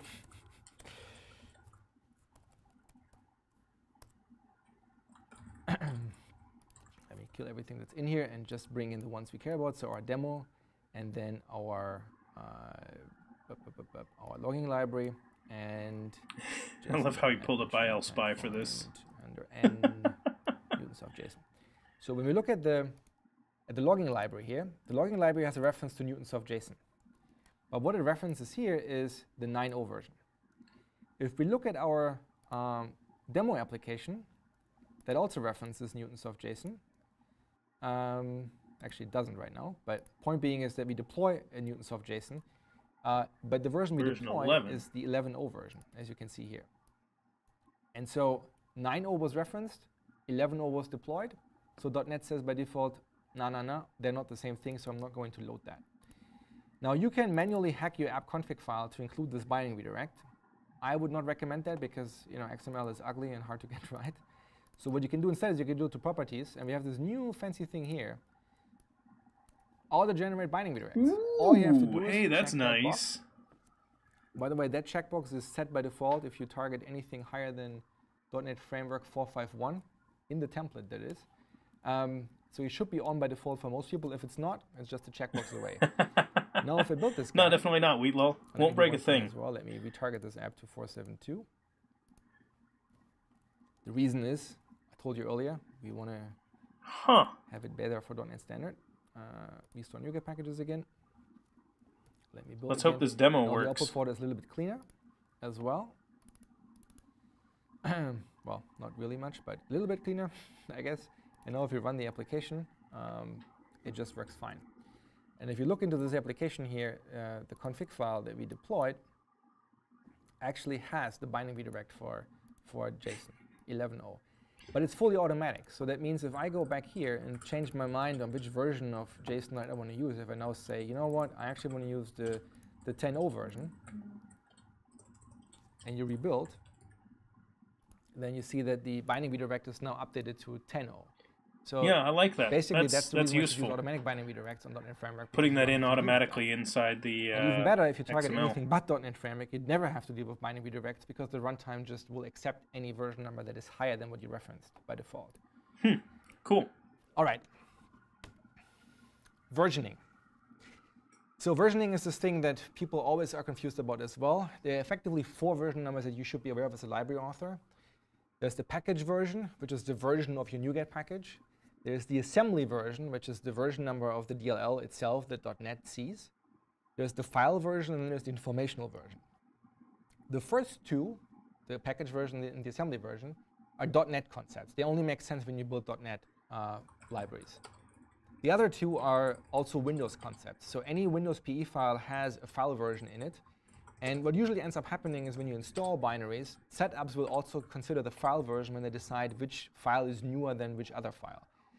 So as a rule of thumb, package version you have to update with any change because only one version can be on NuGet org, so we need to increment that anyway. File version is a thing you should increment every single time you make a change, because otherwise when some people deploy you things with setups, they may get funky behavior if the version stays the same. On the assembly version, you have choice. You can basically say, screw it, I only have 1.0 and will never touch this ever again, so I don't have to deal with binding redirects on .NET Framework. I generally recommend against that. I would just say, for your own sanity, I would tie assembly version and file version and keep them in lockstep and automatically update them every single time you make a change. The informational version is a string. You can decide whatever you want to put there. Like git SHA-1 hashes are usually a good thing to put there because then you can tell by just opening the file. In Windows Explorer, right-clicking properties, you can see where the file came from. But that is tedious, so let's talk about ways you can automate that. So for this, I also have a demo, which will be the thing I will say today quite often. So we have our logging library again. Ooh, he has his magic logging here. library. There now we let's go. actually talk about version numbers. So you can go to properties here, and you can decide what version numbers you want to put in here. Let me actually reset. That this looks project. generated. Is there any changes in here? Has a big version number. I'm not entirely sure what these settings are outdated, but the point is, if I go in here, you can decide you want to have, this is the package version, you want to have 1.2.3, and I want to have a 3.0 version. Yeah, so and you want to have an all this stuff he's showing with like updating versions and things like that in a NuGet package, I usually build my NuGet packages with a continuous integration server and have it set up to automatically do all of the versioning there. So it can get both the assembly version as well as the file version, various other things. You can actually set that up in most continuous integration servers when you're building the package creation, because that's all available in the command line for NuGet. So when you are packaging up your NuGet files, you can actually do that. So he's not showing that part here because he's just talking, generally about how the versions need to get set, but that's what I do for those. Go to the project file. And the no surprises there, they're just persisted in the project file. Now, if you want to tie them to each other, it's very simple. All you have to do is use MS-build. You can just say, you know what, I want this version to be the same as this version. So all you do here is basically stuff like that. So no real surprises there. Now, again, how do you increment the version? Yeah, that's the idea, Twitchloff. You could use Cake or anything like that to build up different versions. And those kinds of tools can be run inside of your continuous integration server as well, or built into a build script that you run locally. So that's the nice thing, is you can use the same scripts locally for building as you do for building on an integration server. So that's really what you want to go for, is using the same library for both. Basically, that's a NuGet package. It's called NerdBank Git versioning. It's super neat. It's done by a dev in Visual Studio, Andrew Arnold. And it's super neat because basically what it does is it computes the build number for you. And when you now go to the output folder, you see that we now have, let me just clean them all out. Nice. There we go. Build them in here. So now we produce the 101. Now let's say I make a change to my library. Let's say I add another method here. Let's say we have a write that takes an object as opposed to just a write line. Right? And then I say git add, git commit, add.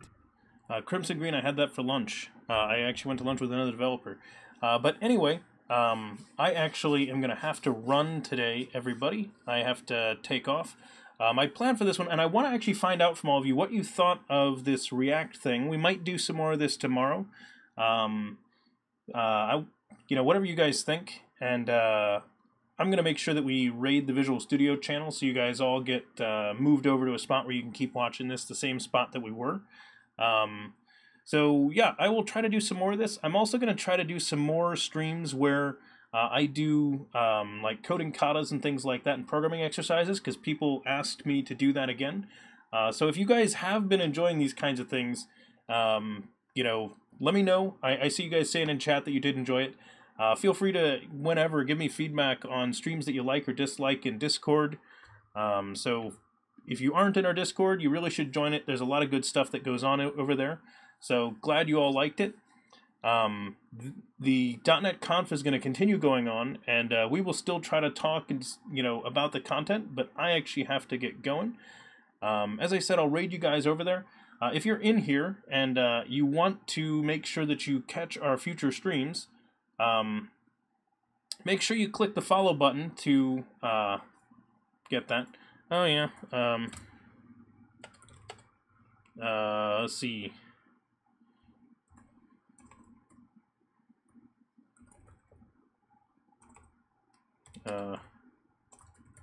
What is it, like that? Vote, new, like, dislike. There you go.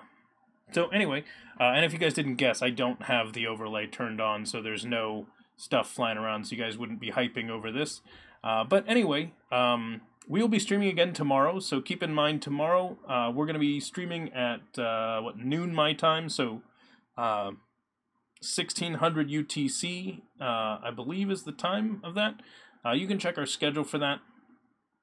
Wheatlaw, that's whether people like this type of stream, and it seems like a lot of people really did enjoy this.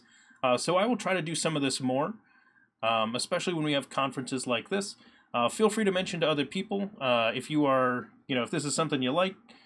Tweet about it, tell people. And anyway, thank you for coming by and chatting with me. I thought it was a lot of fun. There's some good content here, and we will be back to this later. So anyway, let me go ahead and get our raid to Visual Studio set up. And let's see, vote, end. So that was all likes, I think. So awesome, glad you guys enjoyed this content today. I'm getting some good stuff set up for the future with some pair programming people that I think are going to be good guests to have on here. I did tweet about that. Again, if you have any suggestions for that, let me know. You can let me know on Twitter. You can let me know here during the streams. Or you can let me know on Discord. Let me click this button first, and then which will spit out all the various links to stuff that you guys might care about. And I will let you all know that I think it was a lot of fun. So let's go ahead and raid Visual Studio, which is funny to think that that's what we're going to do. But take care. Have a good one, everybody. And I will see you next time. Happy coding.